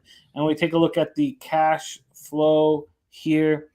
We have 71% of the tickets and 88% of the cash on Philadelphia. 69% of tickets, 96% of cash on the over. And I'm just going to move over to spreads here for the offshores and see if there is a 7s. And there is. They're all across the board. Wow. They're all 7s. Interesting. Saints coming off a big 17-10 win at Cleveland in frigid temperatures. They were 0-6 in outdoor games this season before rallying to beat the Browns in the coldest game in New Orleans history. Dalton 8 of 15 for 92 yards, 1 interception. Raheed Shaheed 4 for 41. Kamara 20 for 76 and a touchdown, caught 2 for 34. Taysom Hill ran 9 times for 56 yards. They went 7 of 15 on third down. The defense held the Browns to 1 for 3 in the red zone, 2 sacks, 4 quarterback hits, and Sorensen had a pick. They did lose Andres Pete, so they're in a bad way with their offensive line. They lost Cesar Ruiz earlier in the week, so Calvin Throckmorton was starting in Ruiz's spot. He's Andres Pete's backup. So they had to put a backup center who was just elevated off the practice squad and Josh Andrews to replace Pete. So they don't have options. Another backup card, Lewis Kidd, was inactive. So we don't know. I couldn't find out if it's a serious injury. I tried to get the information. I could not find out. So I don't know if anybody has that. A safety, Justin Evans, has a shoulder injury. He didn't play in the second half. I know we'll find out with the injury report tomorrow. Eagles had their 5-game winning streak snapped and missed the chance to clinch the NFC's top seed. Minshew, 24-40, 355 yards, 2 touchdowns, 2 picks. Devonta Smith caught 8 for 113 and 2 touchdowns. Brown, 6 for 103.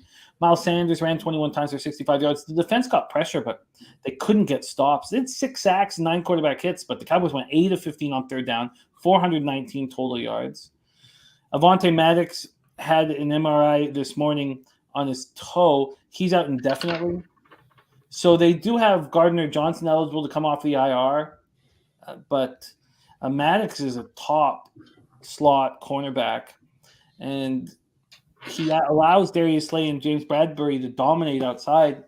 So with Maddox out, Josiah Scott will come into the slot with the possible return of Gardner Johnson, and Blankenship's been great at safety. Defensive tackle Jordan Davis is in concussion protocol. The Eagles are already dealing with the potential loss of Lane Johnson for the rest of the regular season and maybe beyond. The Eagles are certainly looking more vulnerable as the season goes on.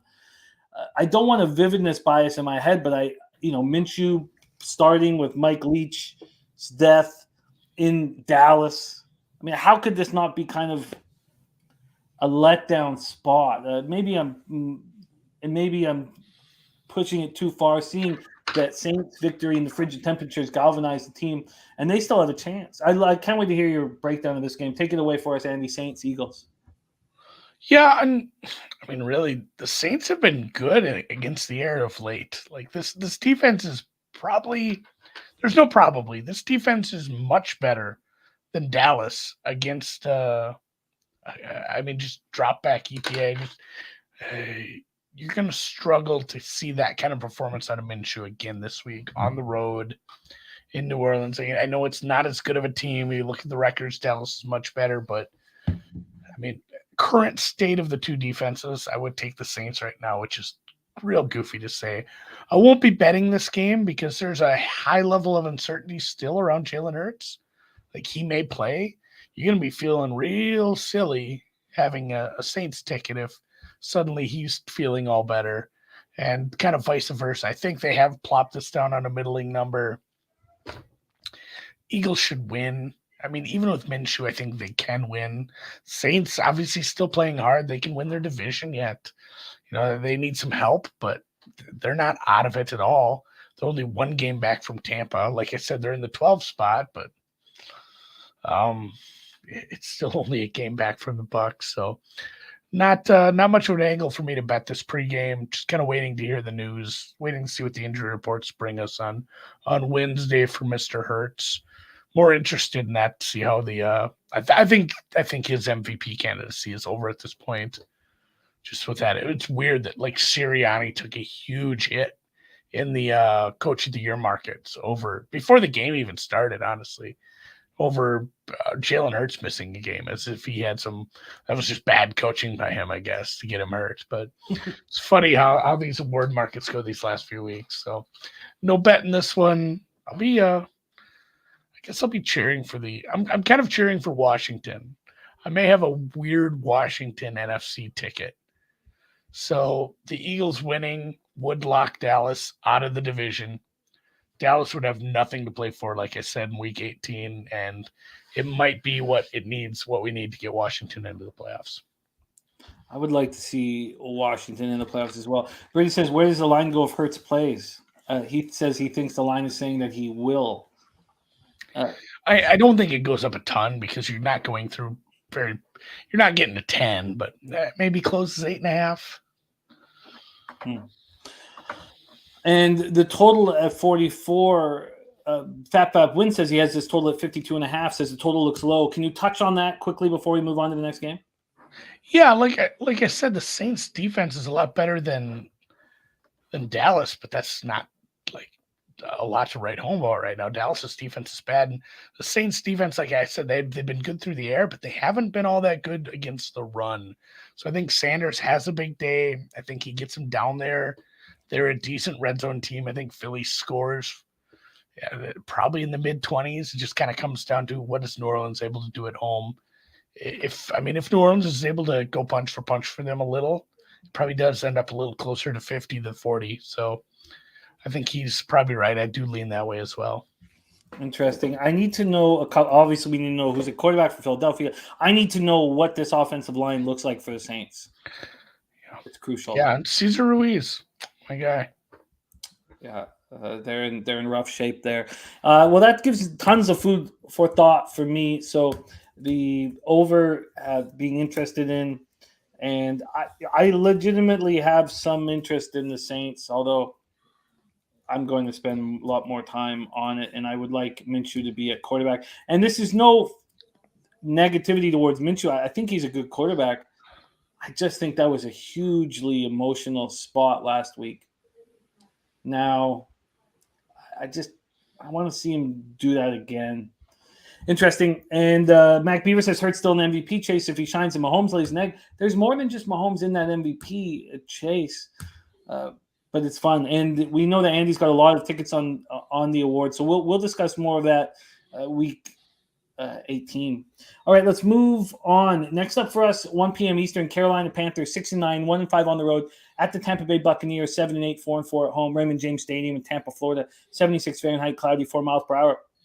This division chase I've found very enjoyable over the last few weeks. It wasn't at first, but I've started to really enjoy these teams pushing the Bucs, and the Bucs, barely succeeding in these games, and the Panthers looking like the best team in the division. It's been very fun after firing Matt Rule. I've enjoyed it all. I've enjoyed Wilkes. I've enjoyed the Panthers moving off from McCaffrey and having a better running game.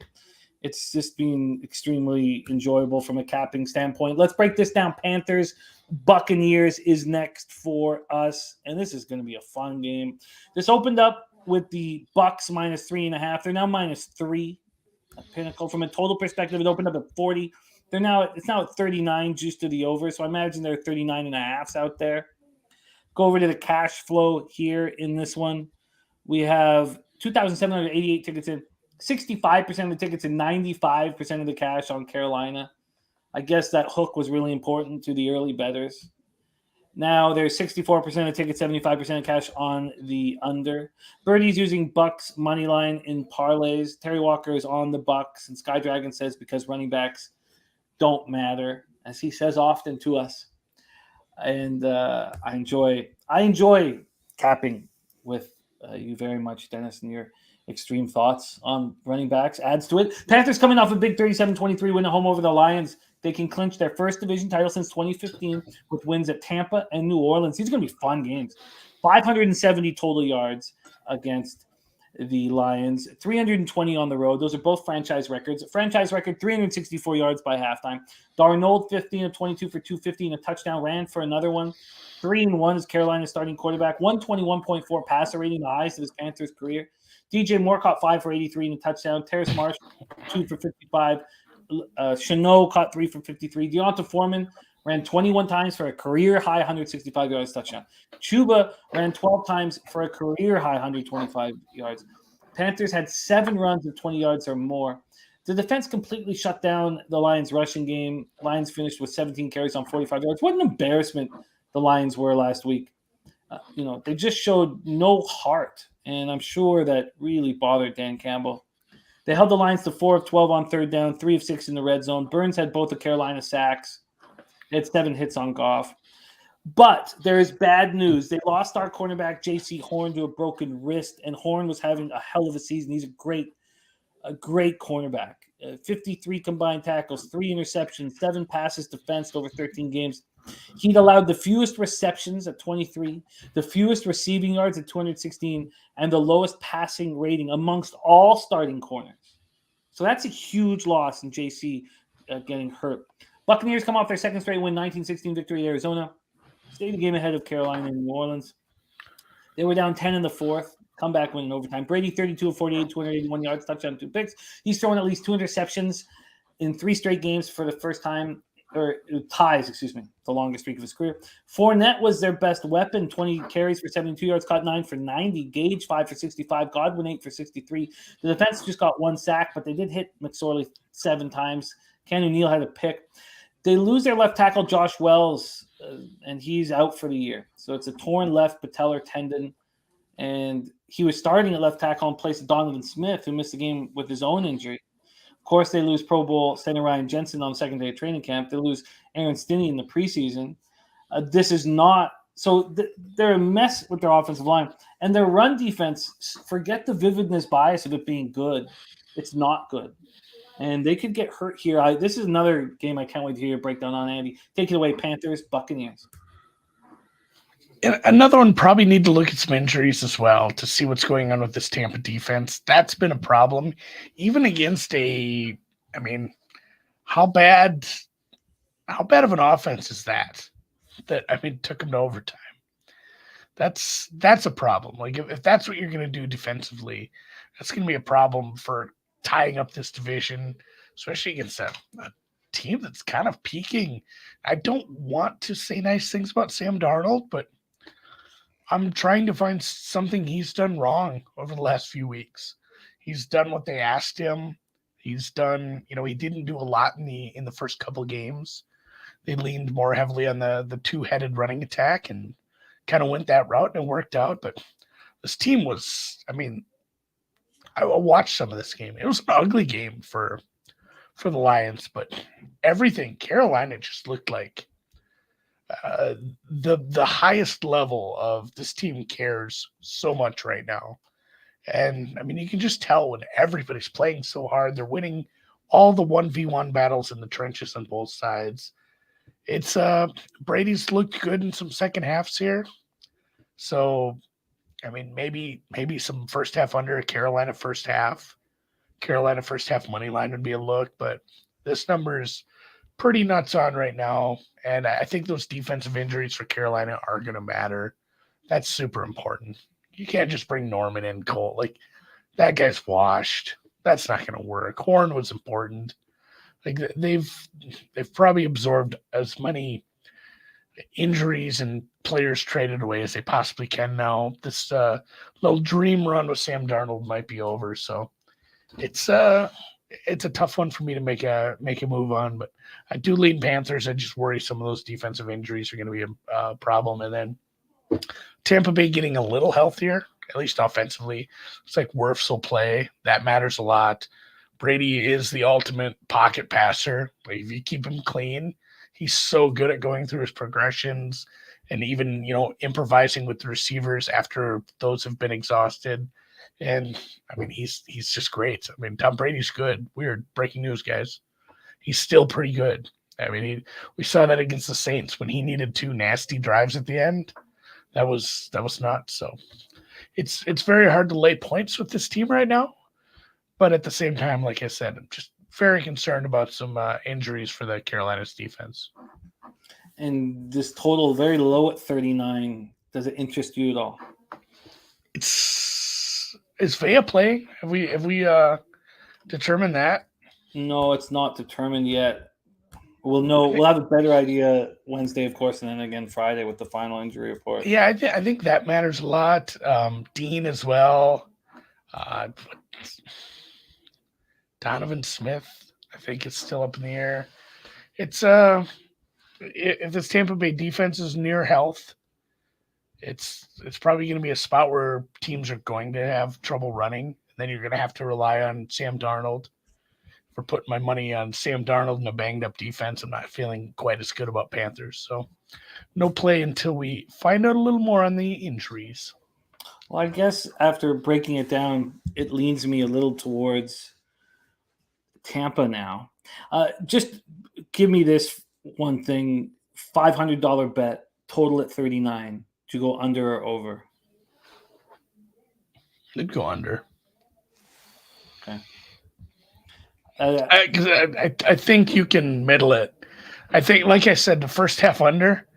I think if you had an under 39.5, under 40 in this, you could probably come back with like an over 24 at some point. Like I do think this is a slow grind first quarter under scoreless first quarter kind of game. Watch it. They're gonna run the first kickoff back now. That's how that goes.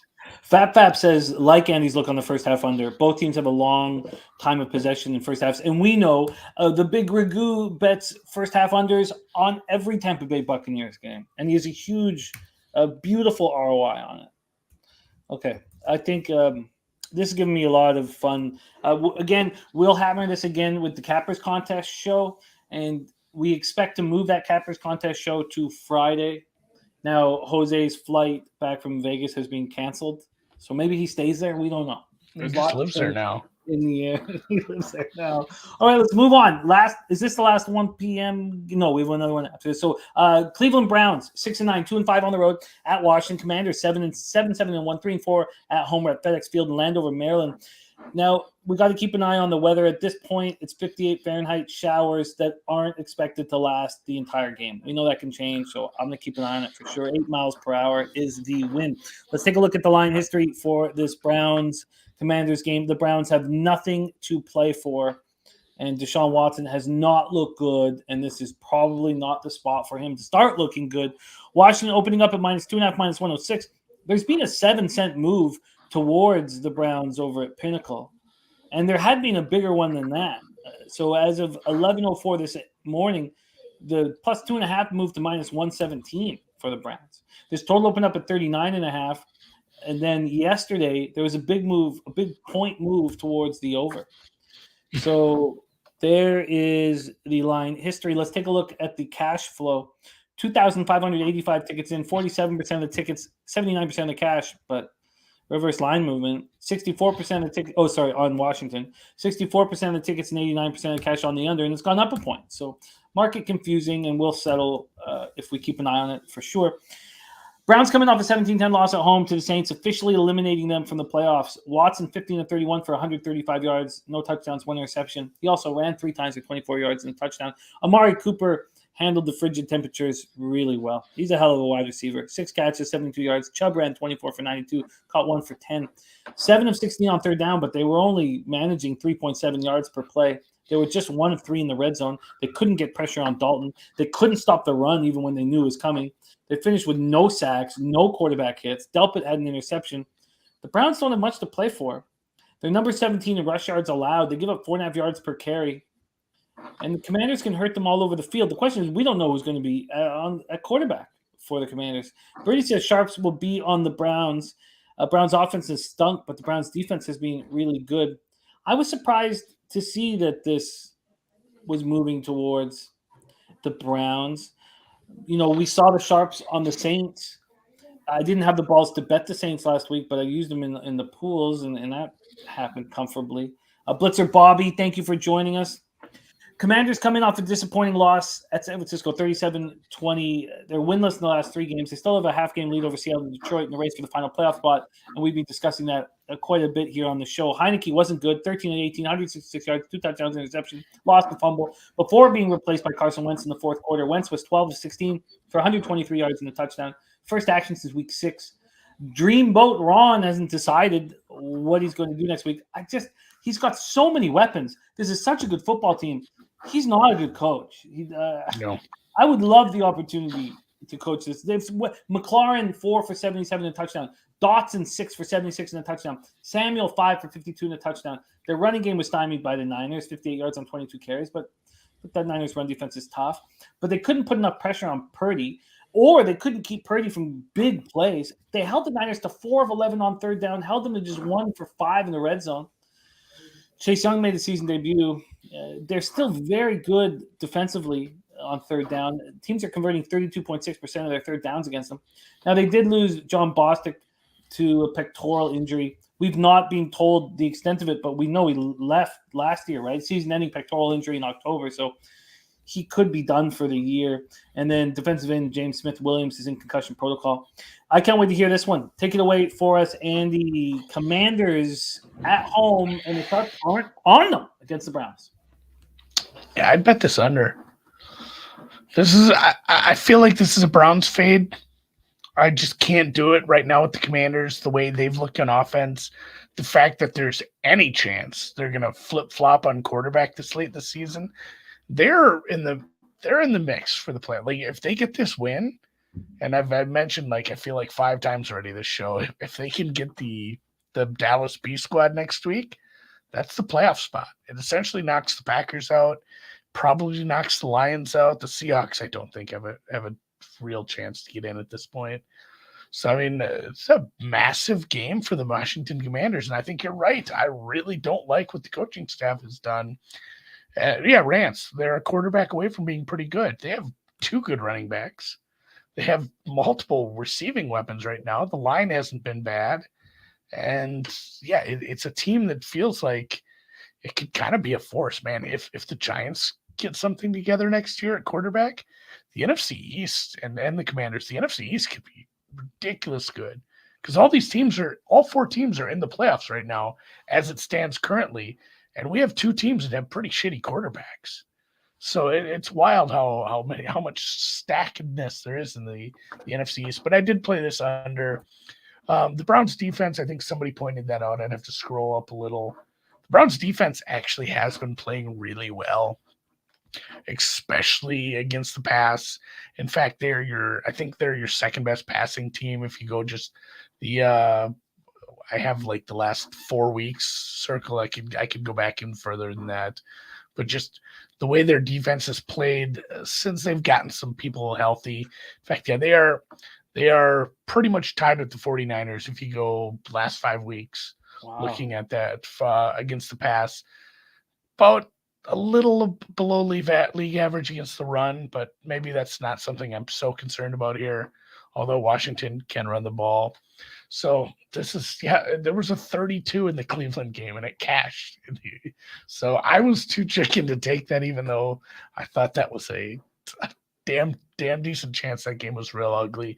It was ugly. I'm glad I got my Saints tickets home on that one, but under 40.5 with the uncertainty and just brain deadedness of the Washington coaching staff / brain trust, and the Cleveland Browns defense playing up pretty well right now. So the fact that some of the sharper books have moved down to 40 isn't hurting the case in my head either here. Yeah, we can get you that 40. I mean, Pinnacle opened this on Christmas Eve at 39. So that's gone up to 40.5. Yeah. When I tell you that, I mean, I know Bet Online opened this up at 42, but they even dropped it down to 39.5 on Christmas morning, climbing up to 40.5. What is that U-shaped movement? How does that U-shaped movement make you feel? Does it concern you at all? No, I mean, it's at low limits. That's the price discovery chunk of the market cycle. Like, you can't bet very much early in the week, especially at Bet Online. I mean, they're taking $250 tops on some of that stuff real early on the stone cold openers, and then they bump it up to like $1,500 or $2,000. So, I mean, once we start seeing movement in the market on like Wednesday, Thursday, when market making books are taking $10,000, $50,000, then a move is real. So some of these can be setups. I'm not too worried about that. And it's funny too when you start looking at the market, different quarterbacks, or different. I'm reading while I'm talking, but different books open at different points in the week too. So it gets a little confusing there. Under 40.5 for Andy. Under 40.5 minus 105 available at 5 dimes, and I'm going to look into that spot more. Very interested in it. Let's move on. 1 p.m. Eastern. Jacksonville Jaguars 7-8, 3-5 on the road at Houston Texans. 2-12-1, 0-6-1 at home. Energy Stadium in Houston, Texas. We've already discussed this with the Thursday nighter, but the Titans Jaguars winner in Week 18 will win the AFC South, and there's no scenario in which the winner of that Week 18 matchup doesn't win the division. So this game is meaningless for the Jacksonville Jaguars. Let's take a look at the line history here. They're in such different spots. The Titans with an older squad, except for Malik Willis, of course, but Jaguars with this young group that's winning for the first time in a long time. I'm not sure what Peterson's going to do. I think I know what Vrabel's going to do, but hearing Dennis on the Titans is going to throw me for a loop and give me more time to look at this. But let's talk about this spot here: Jaguars, Texans. Let's move over here. The Jaguars open up as 5-point favorites. They're now 4-point favorites. This total opened up at 44. It's now 43. We take a look at the cash flow here. We have line history on Jacksonville: 3,143 tickets in, 47% of tickets, 83% of cash on Texans. And of course, 60% of tickets, 73% of cash on the over. Birdie says no, Jags can win this week and still get in. Oh, okay, Birdie, that's not what every I've read that's not the case. I almost want to say you're both wrong. Yeah. Because they can win and get in, but Jimmy's almost right, because they would need, if they beat the Texans and then lose to the Titans, they can get in, but the Dolphins would need to lose both of their games. The Steelers would need to lose both of their games. The Jets would have to lose to the Seahawks, and the Bills would have to win a possible meaningless game against the Patriots in Week 18. So they can get in on a wild card, but they need a shitload of help. So it's not truly meaningless, but in the long run, it could end up being meaningless, because all it would take is, the Steelers beat the Ravens, or the Dolphins beat the Patriots in this week, and then that dream is dead as well. It's interesting because, and I'll pull them up, but there's a few different guys on Twitter working for the NFL who've said that there's no scenario. So I get, but that is important here. Yeah, I mean, it's basically the odds of those other 8 games all going that way, it's just so low. But I do think the Jags try. Well, this is a crucial piece of the puzzle.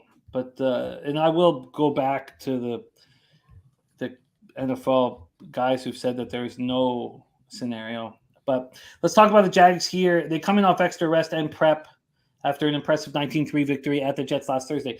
Trevor Lawrence, 20 of 31 for 229 yards.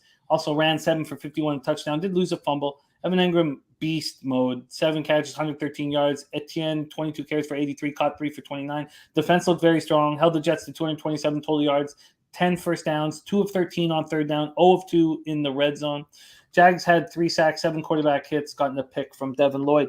Texans come in off a 19-14 victory at Tennessee, snapped their 9-game losing streak. Davis Mills, 17 of 28 for 178 yards, 1 touchdown, 1 pick. They were down 14-10. And at that point, Mills was 9 for 9 for 103 yards. Dorsett caught 3 for 45. Brandon Cooks got in on the act with touchdown pass, 34 yards. The running game struggled, 30 carries for 70 yards. Okoronkwo had 2 sacks, 3 tackles for a loss. Team had 4 and 5 sacks and quarterback hits. Petrie, 9 tackles and a pick. He's been so good this year. Christian Harris also had a pick. They lose Titus Howard to a concussion, and they lost MJ Stewart, defensive back, to a concussion. They're both in concussion protocol. And then their tight end, Tegan Kitoriano, hurt his knee. No updates being given there. And this is the worst run defense in the NFL. And this is a wild situation where I was under from 3 different guys that I follow on Twitter who said there was no scenario. So that the Jaguars could, have anything happen this week that would create a situation where they win. Yeah, I mean, I think it's such a low percentage that it's probably semantics. They could get in, but they need 3 other games to go right this week, and then 5 more to go right next week. It's a lot they'd have to ask. So that said, you still don't want to lose to the Texans.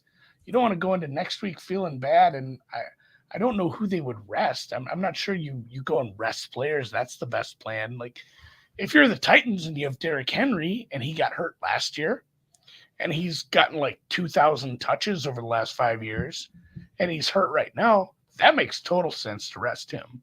But ETN's in good shape. I mean, your quarterback's not real dinged up. I don't see the Jaguars pulling punches in this one. I guess if I'm Peterson, I'm maybe making sure we don't have something stupid happen where Trevor Lawrence takes hits running down the middle of the field. Like, I think you have a little talk with him, like, hey, buddy, I know first downs are important and you want to be the hero, but like, I need you to slide on every run this week. Like, if you get your bell rung and you miss next week because you're in the concussion protocol, it's going to feel pretty bad. Yeah, like, you're not going to enjoy your golf games in the off season. It's going to feel like shit, buddy. So, I mean, there are some elements to, hey, let's take it easy on some of the stuff that could get us hurt, but they should be able to just pound it down Houston's throat. ETN probably doesn't get enough love, does he? I bet him a little on comeback player of the year. Obviously, he's nowhere near in that market. Like, he's not even listed now, but he's been good. He's been good of late. They have some weapons. This offense can be fun when Trevor Lawrence is playing well, and he's been playing very well for kind of the last month. So I think you do see maybe Houston take the foot off the gas a little here.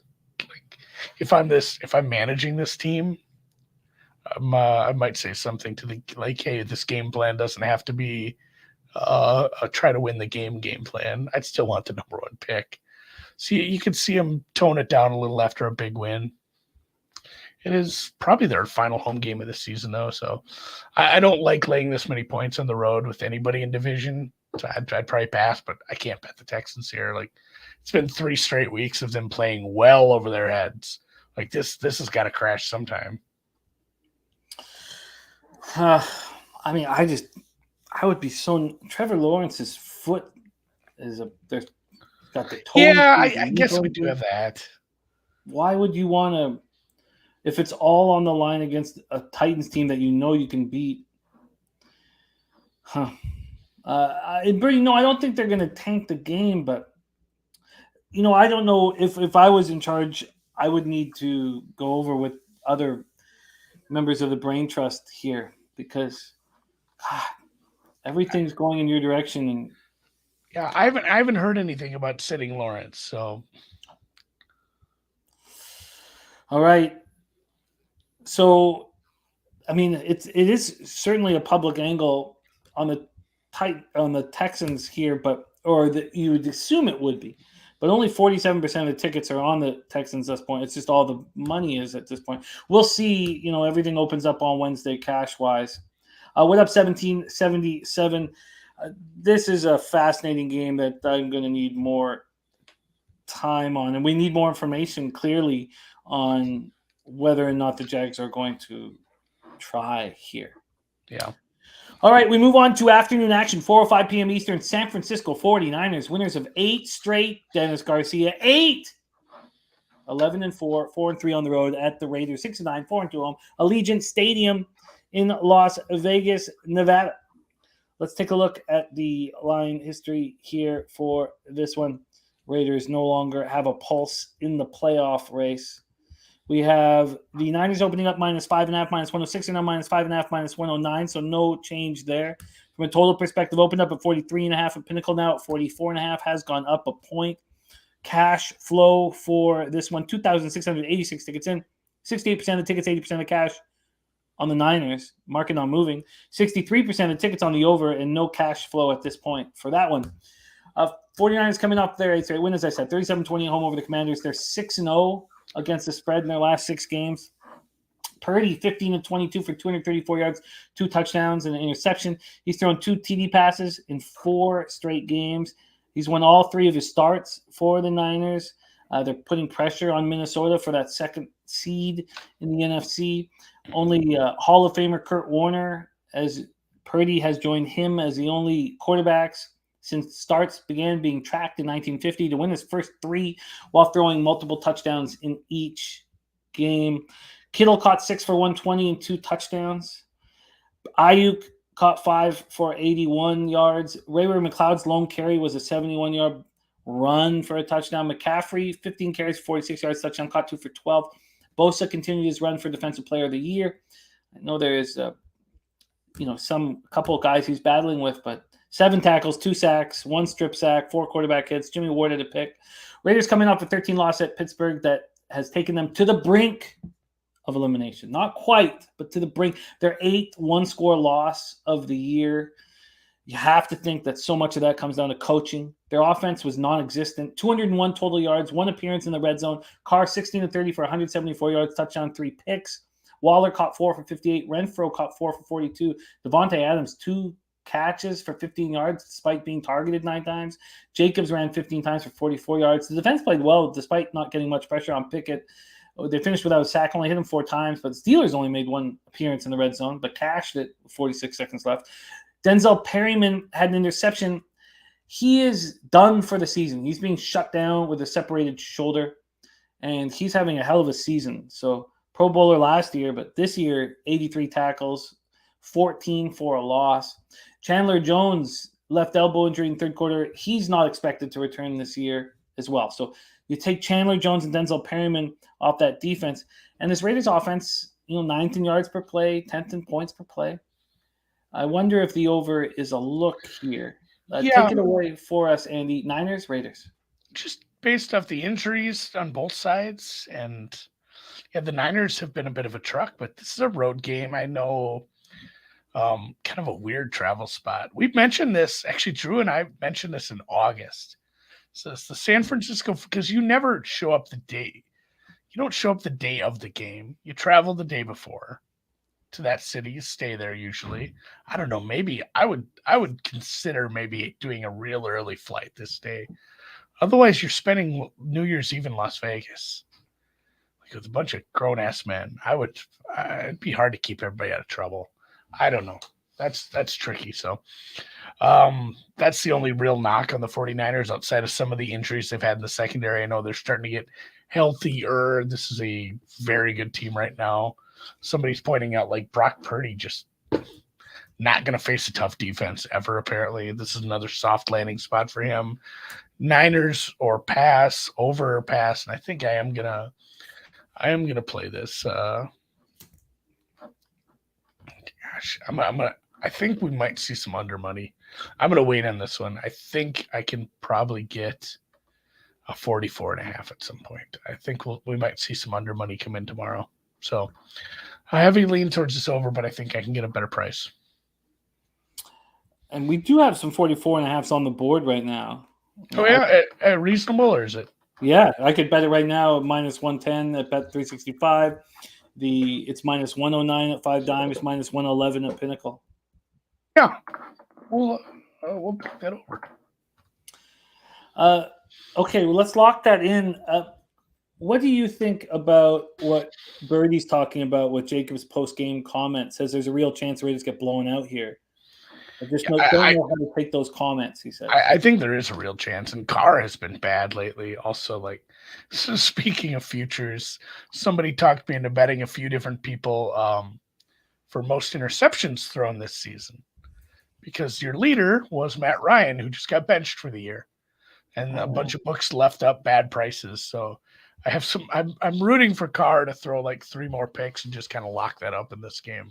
That would be awful nice of him. So I'd like to see some San Francisco defensive touchdowns. I'd be solid on some pick sixes. But yeah, this could get ugly in a hurry. At the same time, the Raiders have the offensive weapons to score in garbage time here. So I'm on this over. Over 44.5 at minus 109. I would like to join you. And I think I move on this one tonight. I also have interest in the Niners. I'm surprised the line hasn't moved. I expect it to move, but I mean, it's in no man's land now at 5.5. So I like it. You locked in over 44.5 minus 109. I was interested in the over before we got on the show, and I'm interested in the Niners again. Let's move on. 4:05 p.m. Eastern. New York Jets 7-8, 4-3 on the road at Seattle Seahawks. 7-8, 3-4 at home at Lumen Field, Seattle, Washington. 42 Fahrenheit, cloudy, 4 miles per hour. Let's take a look at the line history here for this one. We have the Jets opening up at +1.5. They're now -2.5. Mike White cleared to play. This total opened up at 43, and it dropped to 42 last night, 9:44 p.m. A 1.5 or point drop, depending on where you were shopping. Take a look at the line history here for this one, Jets, Seahawks. We have line value, according to Sports Insights, on the New York Jets. Just 3,548 tickets in, 57% of tickets on the Jets, but 50-50 cash flow. Then 61% of tickets, 84% of cash on the under. We saw it move towards the under. The Jets coming off extra rest and prep after their fourth straight loss. An ugly 19-3 home setback to the Jags on Thursday night. Zach Wilson looked awful. 9 of 18 for 92 yards, no touchdowns in the pick. Eventually pulled for ex-Winnipeg Blue Bomber. Grey Cup champion, Chris Streveler. 2-time, I think.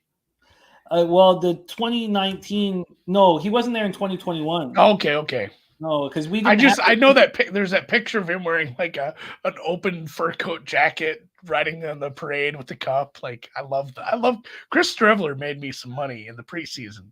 Basically, when he came into the game, you can live bet the Jets, and I think he cashed all of those. He was great. Yeah, we love him. We love him. We're fans of Chris Streveler, and he made some fans too in New York because they were doing nothing, and then he ran 9 times for 54 yards. The rest of the Jets ran 11 times for 12 yards over the entire course of the game. The Jets had just 63 yards of offense in the first half and 3 first downs. So it's very likely that we won't see Zach Wilson again in a New York Jets uniform. Mike White cleared the play, as I said. Michael Carter led all receivers with 5 catches, 44 yards at running back, 227 total yards. They were 2 of 13 on third down, 0 of 2 in the red zone. The defense, as always, tried to keep them in it, held the Jags to 1 for 3 in the red zone. Quinnen Williams returned, had the strip sack, third play from scrimmage. And that was about the only good news that came their way. Seahawks coming off a 24-10 loss at Kansas City that led them closer to the death of their playoff hopes. They've not won an Arrowhead since 1999. No Tyler Lockett. He could be back this week. They gained 18 yards on their first 15 plays and were forced to punt on their first 5 possessions. Geno Smith, 25-40 for 215 yards, touchdown and a pick. DK Metcalf caught 7 for 81. Kenneth Walker looked good, 26 carries for 107 yards. They held the ball for 35 minutes of the game and put up 10 points. 2 of 14 on third down. The defense was strong, kept them in it, held the Chiefs to just 297 total yards and 3 of 11 on third down, but the Chiefs went 3 for 3 in the red zone. They had 1 sack, 3 quarterback hits. Al Woods, nose tackle, Achilles, not coming back, it looks like. Strong safety Ryan Neal, knee inactive. And then they lose free safety Joey Blount to a knee injury and right tackle Abraham Lucas to a thigh injury. We don't know the extent of it. And we don't quite know the status of Lockett unless maybe Andy does. I don't at this point. Take it away. I'm interested in your thoughts here very much. Jets, Seahawks. Yeah, Lockett kind of matters. He's still uncertain, is what they're saying about his status for the game. It's going to be important because this is a tough defense. This is probably another under. Man, I hate playing totals once we get to this point in the season because it gets tight. A lot of the times it's funny, like, I think there's more value betting the NFL once you get to the playoffs. You know what the number is, and you can pretty much just bet matchups. Like, the number is going to be what the number is. A lot of times they don't even move that much during the week. So they have such a good idea of what the market is going to be on for that.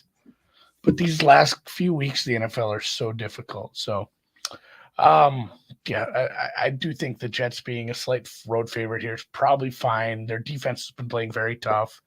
The Mike White bump, I guess, is a thing. I know he sucks. He's not good, but he's better than, and I don't think the team likes Zach Wilson. There is something to be said for, like, hey, nobody likes that guy. It's hard to, like, get out there and, especially like a wide receiver who, those passes that they throw where they get hung out to dry a little, like they know they're going to take a big hit. It's awful hard to get up for those when you just hate your quarterback. So maybe there is a little Mike White bump. I think it's an upgrade. I have a hard time betting Seattle right now, the way the defense has been playing. So I don't trust either of these offenses right now. If Lockett's out, that's a really tough ask to play against this Jets defense the way they're rostered. And it doesn't matter who's at quarterback. This Jets offense has been pretty rough. They can't run the ball. When they get Breece Hall back next year, they'll be able to run the ball. He's a big part of what they did right early in the season. So under 42 is kind of a look for me here. Well, there's 42 and a half. Yeah, 42 and a half. Under 42 and a half with 5 dimes minus 105. I'm interested in this 42 and a half minus 105. I'm interested in this. I guess. And really, like, these are another couple teams where it's also funny, too, that technically the Raiders are not eliminated from the playoffs. They're another one where, like, I think they'd need, like, they have, like, 6 teams ahead of them for one wild card spot. Like, and some of those teams play each other. Like, they would need those teams to tie, for them to keep, just ridiculous shit where mathematically they're not out. But these are another couple of these where the Jets aren't out of the playoffs, but they're sitting in a nasty spot there where they got to jump 2 teams within their own division yet to get up into that 7th seed. There's not the Chargers and Ravens have locked up their spot, so there's really only one wild card spot up for grabs in the AFC right now. So they're out, and the Seahawks too, just where they're sitting, they're in a tough spot as well. So I know they have stuff to play for, but man, it feels bad considering like Seattle was favored to win the division, I think, at one point, or at least close to it. And I mean, the Jets were looking real pretty for a while as well. I like the look you have on the under 42 and a half there. I find that very interesting, and we'll take another look tonight and probably add it. Let's move on. Next up for us is a great one. Ooh-wee. God, there's some fun ones this week. 4:25 p.m. Eastern, Minnesota Vikings 12-3, 4-2 on the road to the Green Bay Packers. 7-8, 4-3 at home, and relevant. Lambeau Field in Green Bay, Wisconsin. 34 Fahrenheit, cloudy, 5 miles per hour. Let's go into the line history here for this one. We have the Packers opening up at minus 3.5, bouncing around 3 and 3.5. From a total perspective, opening up at 44.5, firing all the way up to 48.5. It's a big move to the over. We have 5,424 tickets in, more tickets in on this game than any other, even more than the Thursday nighter at this point. 44% of the tickets are on the Vikings and 68% of the cash. 55% of the tickets and 60% of cash on the over. Vikings coming off yet another one-score last-second victory in a 27-24 win at home over the Giants. Joseph's franchise record 61-yard field goals time expired. They've now set an NFL record with 11 one-score wins this year. Cousins, 34, 48, 299 yards, 3 touchdowns. Justin Jefferson, 12 for 133 and a touchdown. Justin Jefferson converted third downs 4 times in the second half. God, he's so good. He has passed Randy Moss for the single-season Vikings record, receiving record 1,756. Also, listen to this stat. He hit the 100-yard mark for the 24th time in 48 games. That's the most in NFL history through a player's first 4 seasons. He's only played 3 seasons. T.J. Hawkinson, 13 catches for 109 yards, 2 touchdowns. He looked really good. Dalvin Cook ran 14 times for 64 yards, caught 3 for 13. The Vikings defense bent but didn't break. They allowed 445 total yards, but the Giants only had 2 red zone opportunities. Held the Giants to 3 of 11 on third down. Daniil Hunter had another strong game, 2 sacks, 4 quarterback hits. As a team, they had 3 sacks, 11 quarterback hits. Patrick Peterson had an interception. Of course, Dantzler is inactive. Center Garrett Bradbury back inactive. Duke Shelley and Austin Schlottman trying to replace them.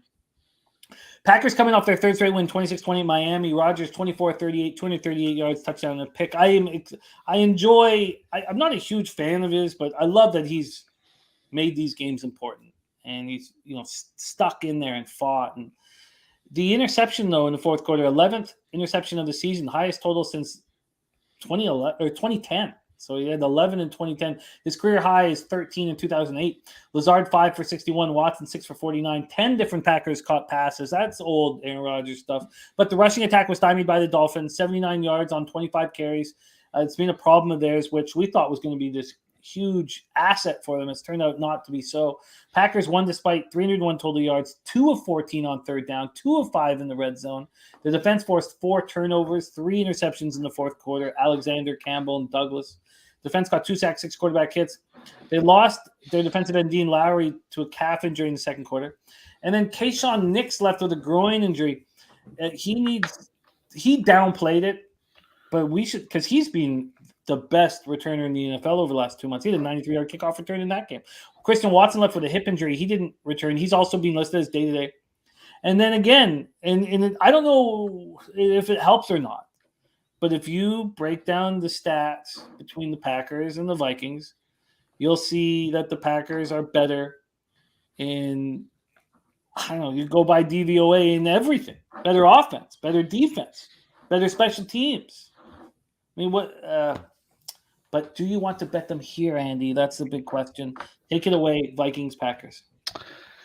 Despite winning a game, again, where people were probably on the right side taking the Giants, I think we're at a spot where the Vikings are almost starting to be undervalued. The market understands where they're at. It's not like, you see Florio put out his power rankings. He has the Vikings at number 1 above like the Chiefs and shit because he's an idiot. And he doesn't understand what that actually means. Like it's not a good team. It's been a fortuitous team. Like it is a middle of the pack team. It's a team that probably has a hilarious ending in the playoffs.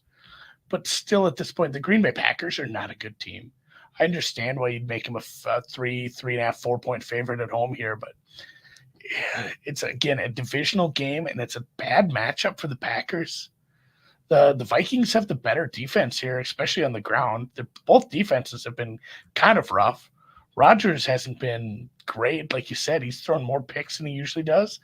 I took the Vikings here. I don't hate betting on a team that everybody hates, but I guess it's more of a numbers play. Like this should be 2.5, 3. Essentially, I have them power rated very closely. Like, nobody should have the Vikings terribly high in their actual power ranking numbers, but they're still kind of in that mess that's in the middle. And really, home field advantage, even, Green Bay at this point in the year, is only worth about 1.8. So the Packers being a 3.5 point favorite is too big. This is just like if it were 2.5, I'd halfway think about betting the Packers. Like getting on the other side of 3 for me is a win in this one. I sort of agree with this total going up, especially the game state. If Green Bay gets a lead, your over's probably home. Minnesota's just going to score. This makes sense to me. This feels like you know what? I've flipped. You knew I was upset watching the Vikings early in the year. Now I like it. Now I believe in them come crunch time. And seeing 56% of the tickets and 32% of the cash on the Packers and a 3.5 still available makes me want to bet this 3.5 on the Vikings. Yeah, the Packers were bad last week. They got 3 gift-wrapped interceptions. So essentially, you're going to have to beat him through the air. We've seen actually halfway decent play from Patrick Peterson, even though he's our age. So I think it's a close game at the end, and Vikings honestly are very live to win this. And yeah, Papa Calls Drew is just going to bet the Packers every week now. He is so deep in his Packers futures, like he's not going to be talked out of that. So it's Packers may win this game, but I don't think they win by 4. Do you want the plus 3.5 at -114 available right now? Oh man, is that this is one I've actually bet already. Has it gone that far already? The best 3.5. It's 3 already. It's 3 at Bet Chris and Bookmaker. I would have to bet it at -120 to get the. I'll take -114. I can still get that at like low vig. All right, I like it. I like it. I think this is going to be fun. I agree. We went over their numbers, and I don't need to do them again in that last game. They did not play well. They did not deserve it. I'm excited. Pie Guy says, what is the Vikings team total? The problem is that this total has gone up so quickly. It's at 48.5 here, but the team total here is 21.5. Yeah. Wow. It's maybe worth a look. It maybe is. Let's just go back to how fast has it moved here at Bet365, which is where I would move on it. The total has gone from 44.5. Now that was 7 days ago. So let's say we waited till after the game. It's gone from 45.5, but that was before the Packers game. No, it wasn't. It was right after that. So 45.5. So it's gone up 3 points. It's just gone up too many points, but clearly it feels like that would be the look. 21.5. Team total over 21.5. Huh. I mean, wow. That is a nice thought. Team total for the Vikes. I like them. It's been fun to watch them this year. I hated it at first, and then I've come around. Andy's moved on the Vikings plus 3.5 minus 114. I'm interested in joining them, and that team total is very appealing as well. Let's move on. 4:25 p.m. Eastern. Los Angeles Rams 5-10, 1-5 on the road at the LA Chargers 9-6, 4-3 at home. We're at SoFi in Inglewood, California. We'll start with the line history here for the Battle of LA. We have these Pinnacles not opened it up. Interesting. BetOnline opened this up at 9. It's now at 6.5. It got down to 6 this morning, back to 6.5. From a total side of things, it opened up at 41 and is sitting there right at 41. Take a look at the cash flow here for this one. 1,419 tickets in, 54% of tickets, 99% of the cash on the Rams. Just 1,400 tickets, so 64% of the tickets, 70% of cash on the over. Rams come in off a 51-14 home win over the Broncos, ultimately cost Broncos coach Nathaniel Hackett his job. He would have been fired a few weeks later, but he got the early ticket home. Mayfield, 24 of 28 for 230 yards, 2 touchdowns, no picks. The Rams offense was humming at 6 of 10 on third down, 5 of 6 in the red zone, scored on their first 8 drives. Higbee caught 9 for 94 and 2 touchdowns. Hopkins caught 3 for 57. Akers, all of a sudden, 23 carries for 118 yards and 3 touchdowns, caught 2 for 29. They're averaging 26.7 points per game over their last 3 games. That's top 10 in the NFL. The Rams defense destroyed the Broncos. 6 sacks, 12 quarterback hits. And then Laryl Murchison, picked up off of waivers from the Titans, goes for 2.5 sacks. Now, he did hurt his neck in the fourth quarter and left the game. I don't know the extent of the injury. Bobby Wagner all over the field. 8 tackles, 1 sack, 2 quarterback hits, an interception. Kobe Durant had 2 picks. 1, he returned 85 yards for a touchdown. Jalen Ramsey had an interception. Chargers coming on a short week after clinching a playoff berth with a 22-3 win at Indianapolis. Justin Herbert, 24-31 for 235, lost a fumble. Keenan Allen, 11 receptions for 104 yards. That's 6 straight road games. He's gone for over 100. He's impressive. Mike Williams, 4 for 76. Eckler, 18 carries for 67 yards, 2 touchdowns. The defense swarmed Nick Foles, sacked him 7 times, hit him 9 times, held the Colts to 173 yards, 0 for 10 on third down. Got interceptions from Michael Davis, Asante Samuel, and Derwin James. James is in concussion protocol after that hit that knocked him out for a defenseless receiver and crown of the helmet and all that. So he's in concussion protocol as well. They're 26th in opponents' yards per play this year. They're 18th in opponent third down conversion rate. But if you've watched the last couple of games, now we can put a line through the Colts game, but I mean they're playing much, much better defensively. What are your thoughts here, Rams, Chargers? Yeah, I don't know if it's a weird letdown spot because the Chargers, they did lock up that playoff spot. They're currently sitting in the 6th seed. It'd be just with the schedule working out the way it is, it's tough for them to catch the Ravens. And it would be tough for the Dolphins probably to catch them or whoever gets the 7. So they might be halfway just locked into that 6th spot. I don't know if they have a ton to play for outside of Jesus Christ, guys, we need to get healthy. Bosa getting closer to coming back, that would be a massive. I saw a lot of steam around people betting Chargers futures. Hey, this is a team I can back now. They're right about this defense. The defense has gotten, there's been some strides, but both of these teams played some really bad teams last week. Like, that was about as bad as you're going to see 2 teams play. Foles was just lobbing up balls. Looked like you were playing 500. And, at the same time, the Broncos are broken every which way. So hard to use last week as a bellwether, a measuring stick for these teams. But I do see some good play from this Chargers defense. I think it's a nice teaser leg. I won't be laying the points with them there because it is kind of a weird letdown spot where the division is clinched. They can't get that. It'd be hard for them to move up or down at this point. It's more of a let's not get hurt kind of play. So, and also the home field is weird in this one. It's almost like, and I know they don't share stadiums for the most part over in England, but like when two London teams play in soccer, they have rules about how many tickets can go to the opposing fans, even though they live maybe just across town. Like there's no rules. These LA games are so weird for the opposing team because it's like, man, it's like 80% Raiders fans or it's 80% Steelers fans in some of these games. Now you have two LA teams and neither of them has a fan base. So be really curious to see what the home, like who's cheering louder as far as when the other team has the ball. Honestly, I don't know who has the advantage for that as far as home field. And as someone points out, Staley is a clown coach. Their offensive coordinator is a clown. The plays they run in the red zone are maddening. I think if you lay it with the Chargers, you're going to be really angry watching their red zone plays. So teaser or nothing, weird game, staying away. Yeah, I can understand. And I can understand the move, anyone getting the Rams over a touchdown would, I get it. This total at 41, where do you lean on the total at 41 before we move into the big Sunday nighter? I think a lot of that comes from just the fact that the defense has been playing better for the Chargers.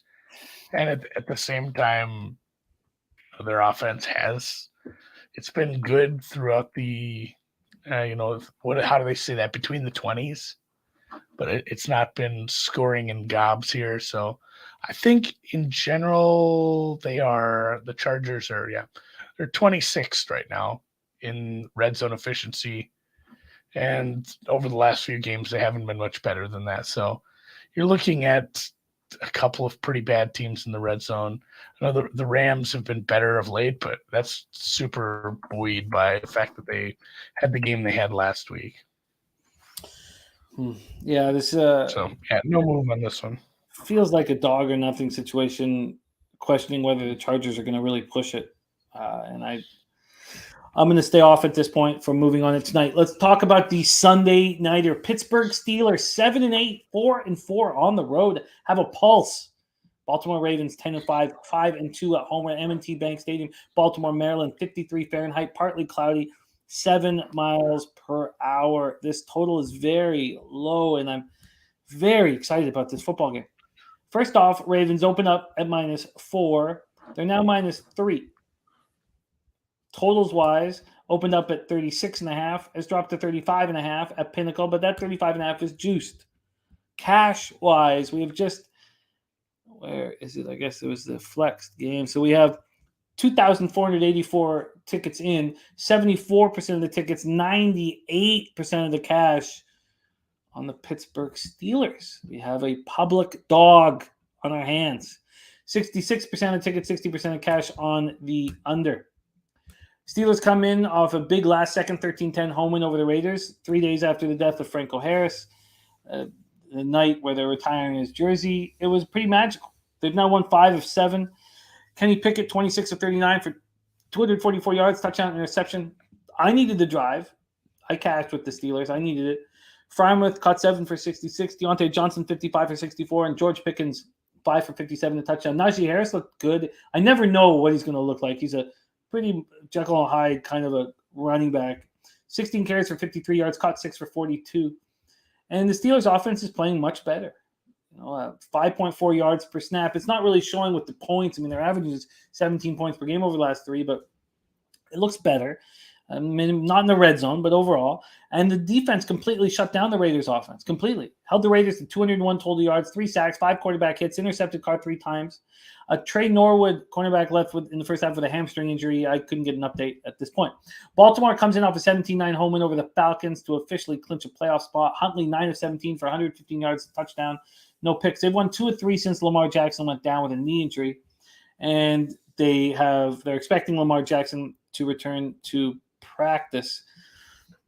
But he is someone who's playing it very cautiously in the contract year.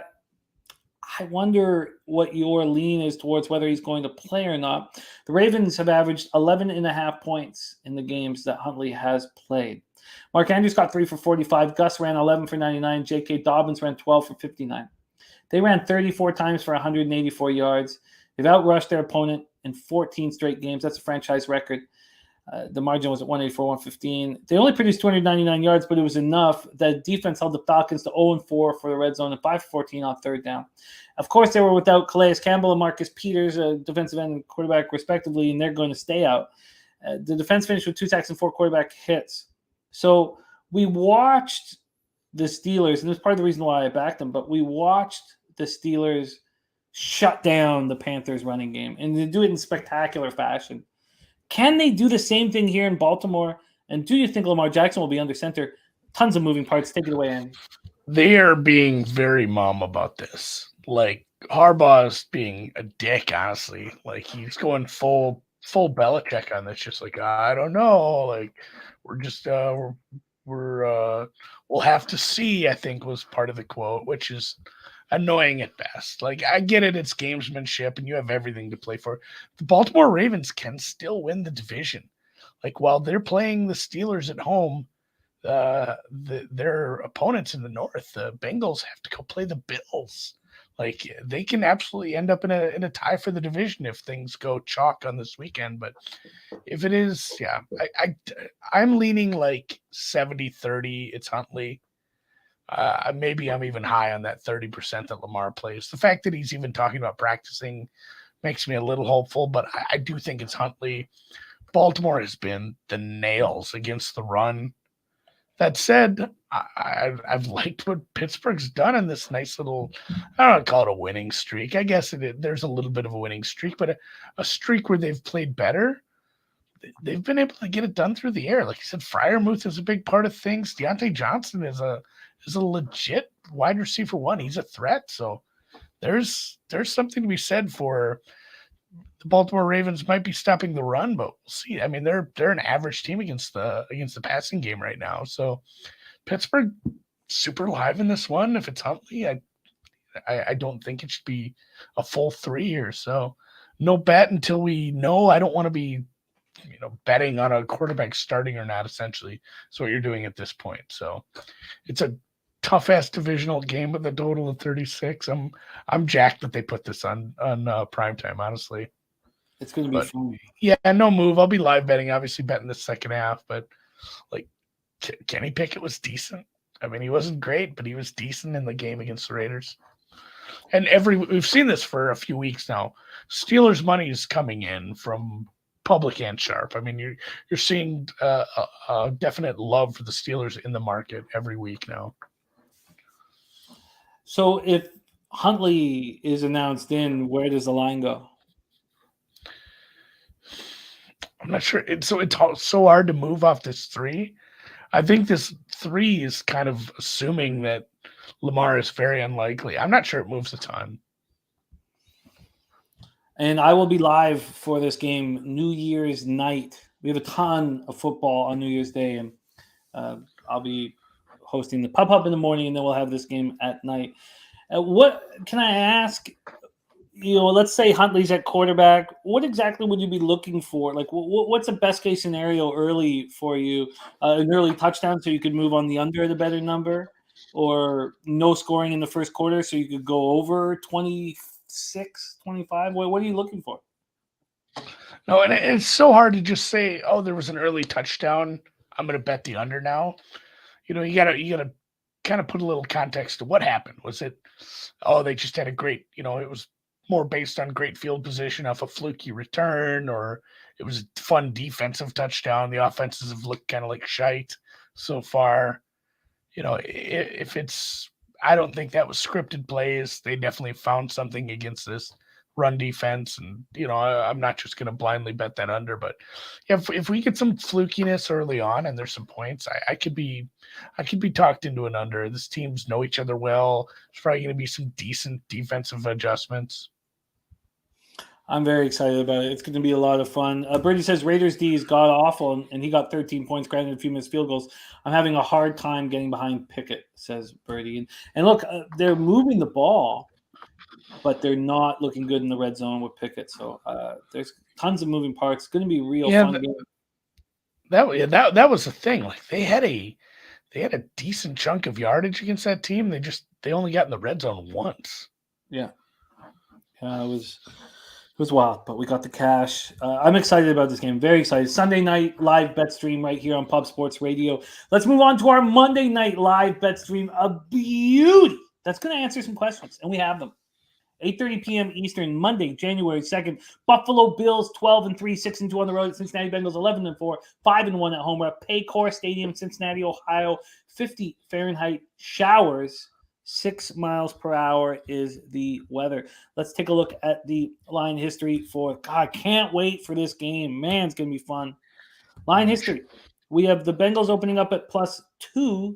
They're now +1. Home dog. Slightly. The total opening up at 49.5 has not moved at Pinnacle. Let's take a look at the cash flow for the Monday Nighter. Just 3,193 tickets in. 43% of tickets and 90% of the cash on the Buffalo Bills. 36% of tickets, 89% cash on the under, and it's not moving. Bills coming off their 6th straight win, 35-13 at Chicago. They are on track for the number 1 seed. The Bills and the Chiefs, identical records. Bills own the head-to-head tiebreaker. Josh Allen was 15-26 for 172 yards, 2 touchdowns, 2 picks. Also ran 6 times for 41 yards and touchdown. Gabe Davis got 3 for 45, touchdown. Dawson Knox got 3 for 38 and a touchdown. The running game was excellent. I don't trust it. It was very good. They ran 31 times against a very weak Bears defense for 254 yards, 3 touchdowns, 8.3 yards per carry. Singletary ran 12 for 106 in the touchdown, caught 2 for 19. The first Bills player this year to run for 100 yards. James Cook, 11 carries for 99 and a touchdown, caught a pass for 9 yards. Despite the frigid temperatures, they got what they wanted. 6 of 11 on third down, 3 of 4 in the red zone. Defensively, they completely shut down Justin Fields on the ground. Season low, 11 yards on 7 carries. Bears had just 209 total yards. 2 of 12 on third down, 1 and 4 in the red zone. And the Bills finished with 2 sacks, 4 quarterback hits. Jaquan Johnson had a pick. Bengals coming off their 7th straight win. So 13 straight wins combined by these two teams. 22-18 victory in New England that saw them dominate the first half, then do nothing in the second half while barely holding on for victory. Dominated the first half. They had 22 first downs in the opening 30. Patriots had 17 plays. Less plays in the first downs. Crazy. 3 first downs, the Patriots had 70 total yards, but then the Bengals were outscored 18-0 in the second half, and a Ramondre Stevenson fumble was the only way they secured victory. Burrow, 40 of 52 for 375 yards, 3 touchdowns, 2 picks. T. Higgins caught 8 for 128 and touchdown. Jamar Chase, 8 for 79 in the costly fumble. Trenton Irwin caught 3 for 45 and 2 touchdowns. Mixon ran 16 times for 65 yards, caught 7 for 43. They outgained the Patriots 442 to 285, but barely held on to win. 4 sacks, 7 quarterback hits. Again, they shut down an opponent's run game. This DJ Reader-led defense is shutting down the run. Great to have him back in the fold. 61 yards the Pats had. They lose Lyle Collins for the rest of the season. Torn ACL, MCL. So Hakeem Adeniji will be filling the void of Collins. And it's tough. Now, we talked about the Packers-Vikings spot. And it depends how you look at a game because we're both moving on the Vikings at 3.5. But if you look at the stats, you can say, well, the Packers are better in offense and they're better at defense and they're better special teams. Well, you have similar things happening here. The Bills statistically are better than the Bengals. They're better offensively, points per play, yards per play. They're much better in yards per rush. They're better in defensively. They're better in opponents' points per play. They're better in opponents' yards per play. But the Bengals are 12-3 against the spread. I don't want to fade the Bengals. I can't wait to hear it break down, Andy. The Monday Nighter will be live betting right here on Pub Sports Radio. Bills, Bengals. Floor is yours. At this point, I know with their ATS record. When a team ends up with that kind of ATS record, it's probably where you do want to fade them. Like, I guess that's where my head's at. Like, everybody knows what the record is. Like, oh, this team has been a cash cow. People fall in love with teams that have made the money. They end up betting them again. I don't know how much that actually. I don't think that actually moves the market. Maybe on game day or some of the playoffs where you end up with some of these teams. Man, the Bills have been through kind of a meat grinder, and they've come out smelling like a rose. They've beaten some good teams.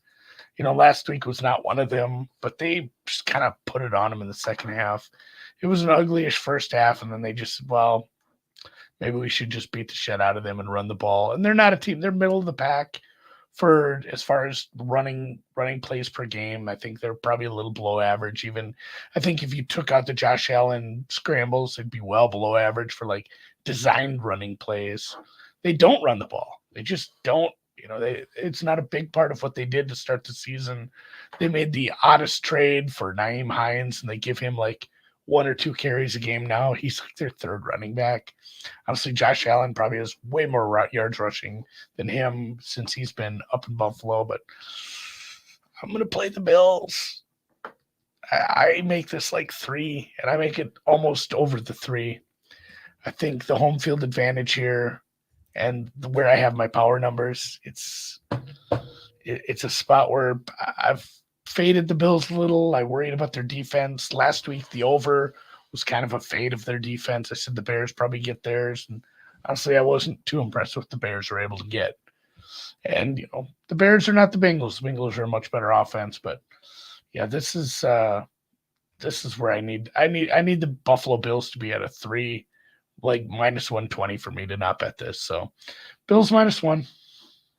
You get the money line at minus 106. The -1 at plus 100. Yeah, I take the plus 106 or minus 106. Yeah. Oh, really? I'm gonna have to look at that. I feel like I got a plus number on that. I'm gonna dig around and see what I got. You can get the -1 at plus 100. Okay, yeah, I'll take that. Okay, cool. Wow, that's fascinating. Because if this was the conference final, I'd want the Bengals. If this was to get into the Super Bowl in Cincinnati. And I've really been enamored with the complete package that I think they have, which I don't think the Bills have. This is wildly exciting that Andy is on the Bills. I want to get in on the Bengals, but there's no need to rush here. 90% of the cash thus far is on the Bills. So we will wait and see. That is the thing too. Like, people are bringing up strength of schedule. It's such a fine line to dance with strength of schedule too. You look at, who played who at one point in the season. Like, yeah, the Bengals played the Cowboys. That was an embarrassing loss. I guess everybody lost to Cooper Rush, but like, that's not a game you should have been losing. The Bengals played the Ravens and lost right when the Ravens were kind of hurting.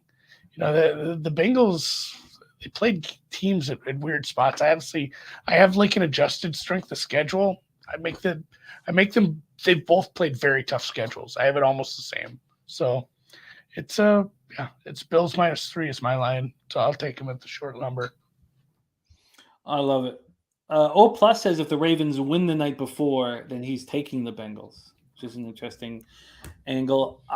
I want the Bengals. There's no need for me to rush this. Got lots of time to cap it. We have our Cappers Contest show on Friday. We'll talk about it again. Then we're moving the Cappers Contest show to Friday. We think Jose has decided to drive back San Antonio from Vegas. So Jesus. We'll see how that bangs out. Well, I'll be in touch with him.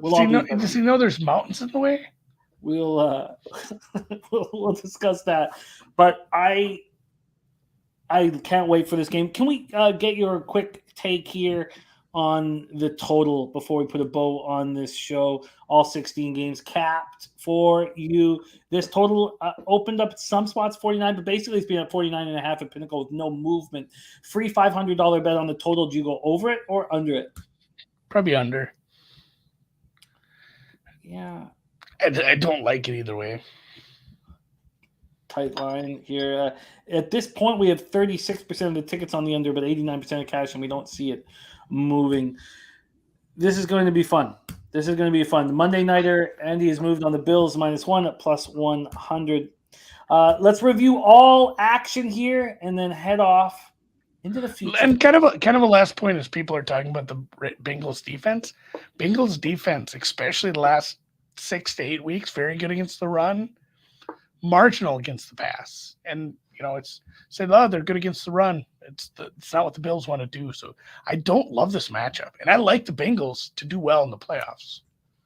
I'm a Bengals guy. I'd love to see. Honestly, this is going to be worst case scenario is like I guess I would push it -1, but pushing on this would hurt because if the Bengals win, I want them to just win by a bunch and just win this damn division for me. I'm excited. Very, very excited about some of these marquee matchups we have. Let's start with Cowboys Titans. Andy on the Thursday nighters on the over 40 at -111. I wanted to get involved in that too. I like the over. I like the look. I'd like to bet that this evening. Then on Sunday, I'm going to take some more time with the Falcons -3.5, but I can understand why people like them against the Cardinals. The Lions, I have question marks beside them. Is it an easy bounce back spot? Are the Bears going to let go here? I can understand why it's gone from 4.5 to 6. The Denver, Kansas City, I'm interested in this first half under and going to study it longer. Then the Andy's moved on the under 42 at -105 in the Dolphins Patriots game.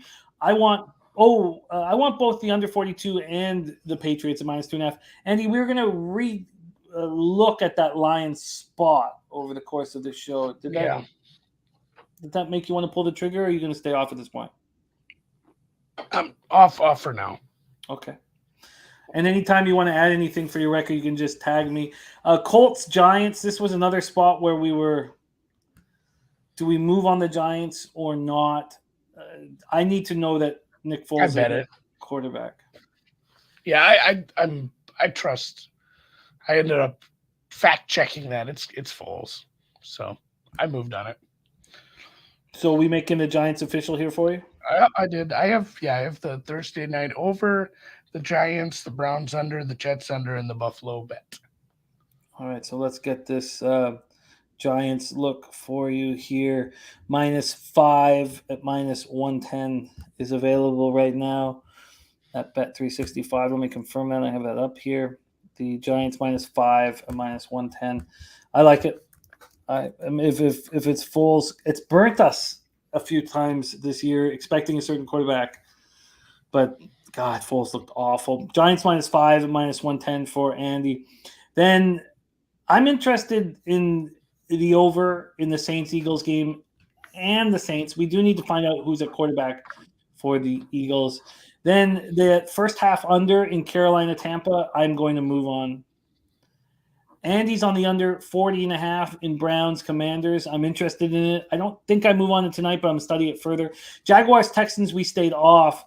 Andy's on the over 44.5 in Niners-Raiders. I want in, and I want the Niners, I think. I think the Raiders are going to let go, but I'm definitely going to move on the over tonight. Then the under 42.5 in Jets Seahawks. That was you, right, Andy? I didn't write Andy there. Jets Seahawks under 42.5 -105. I want in on that as well. Vikings +3.5 -114 for Andy. I'm going to move on that and the team total over for the Vikes. I like both spots there. Rams Chargers, we stayed off. Steelers Ravens, we've stayed off at this point, though we'll live bet it heavy. And Andy's on the Bills -1 at +100. I will be moving on that game, but I'm going to take a little bit more time. Thank you guys so much for all of your support and your insights and your humor. Just keeping us sharp is what you guys do, and we can't do this show without you. So thank you for your support. Terry Walker, 1777 memorabilia, birdie, fat win. Fat win gave us a banger, as he always does. The fat win look. Let me just move up to it quickly here. The fat win look, and this guy cashes. I think more than anyone else who drops plays in for us is right here. He is on the Houston Texans, Jacksonville Jaguars second half to be the highest scoring half. JSG, Pie Guy, Harold Williams, Foxy, Mac Beaver, Sammy Calmer, O+. Thank you guys for your support. Sky Dragon, Great group. Papa calls. Thankful to run with all of you guys, and very thankful to run with you, Andy. Enjoy working with you immensely. Any last words before we put a bow on this? No, have a good New Year's. Don't get too wild with it. Remember, you got to get up and watch sports all day. So 12:05 bedtime. Oh man, I'm a different man now. All I care about is what happens on January 1st football. So I will not be going out. I will be with my family. Maybe hit the sauce a bit, but I will not be going out. I'll be focused on our action on Monday and making money. Yeah, and if you are living in Ohio, January 1st is even more special. It is legal. Sports betting is straight up legal for you. So it's a big ass state there. I'm guessing somebody in here has to be from Ohio. So congrats to you for just go get all the bonuses, rake them all in. It's such an easy racket. Yeah, congratulations to you guys in Ohio. Richly deserved. Thank you to our producer, Vic. Great job, Victor, my man. Thank you for coming in when our man Jose One Hole Bouquet is in Vegas. So thank you to Victor doing a great job on the ones and twos. And to all of you guys, have a wonderful new year. And on behalf of Andy, everybody here at Pub Sports Radio, Jeff Slaughter, Victor, Jose, myself, let's go out there and get that fucking cash.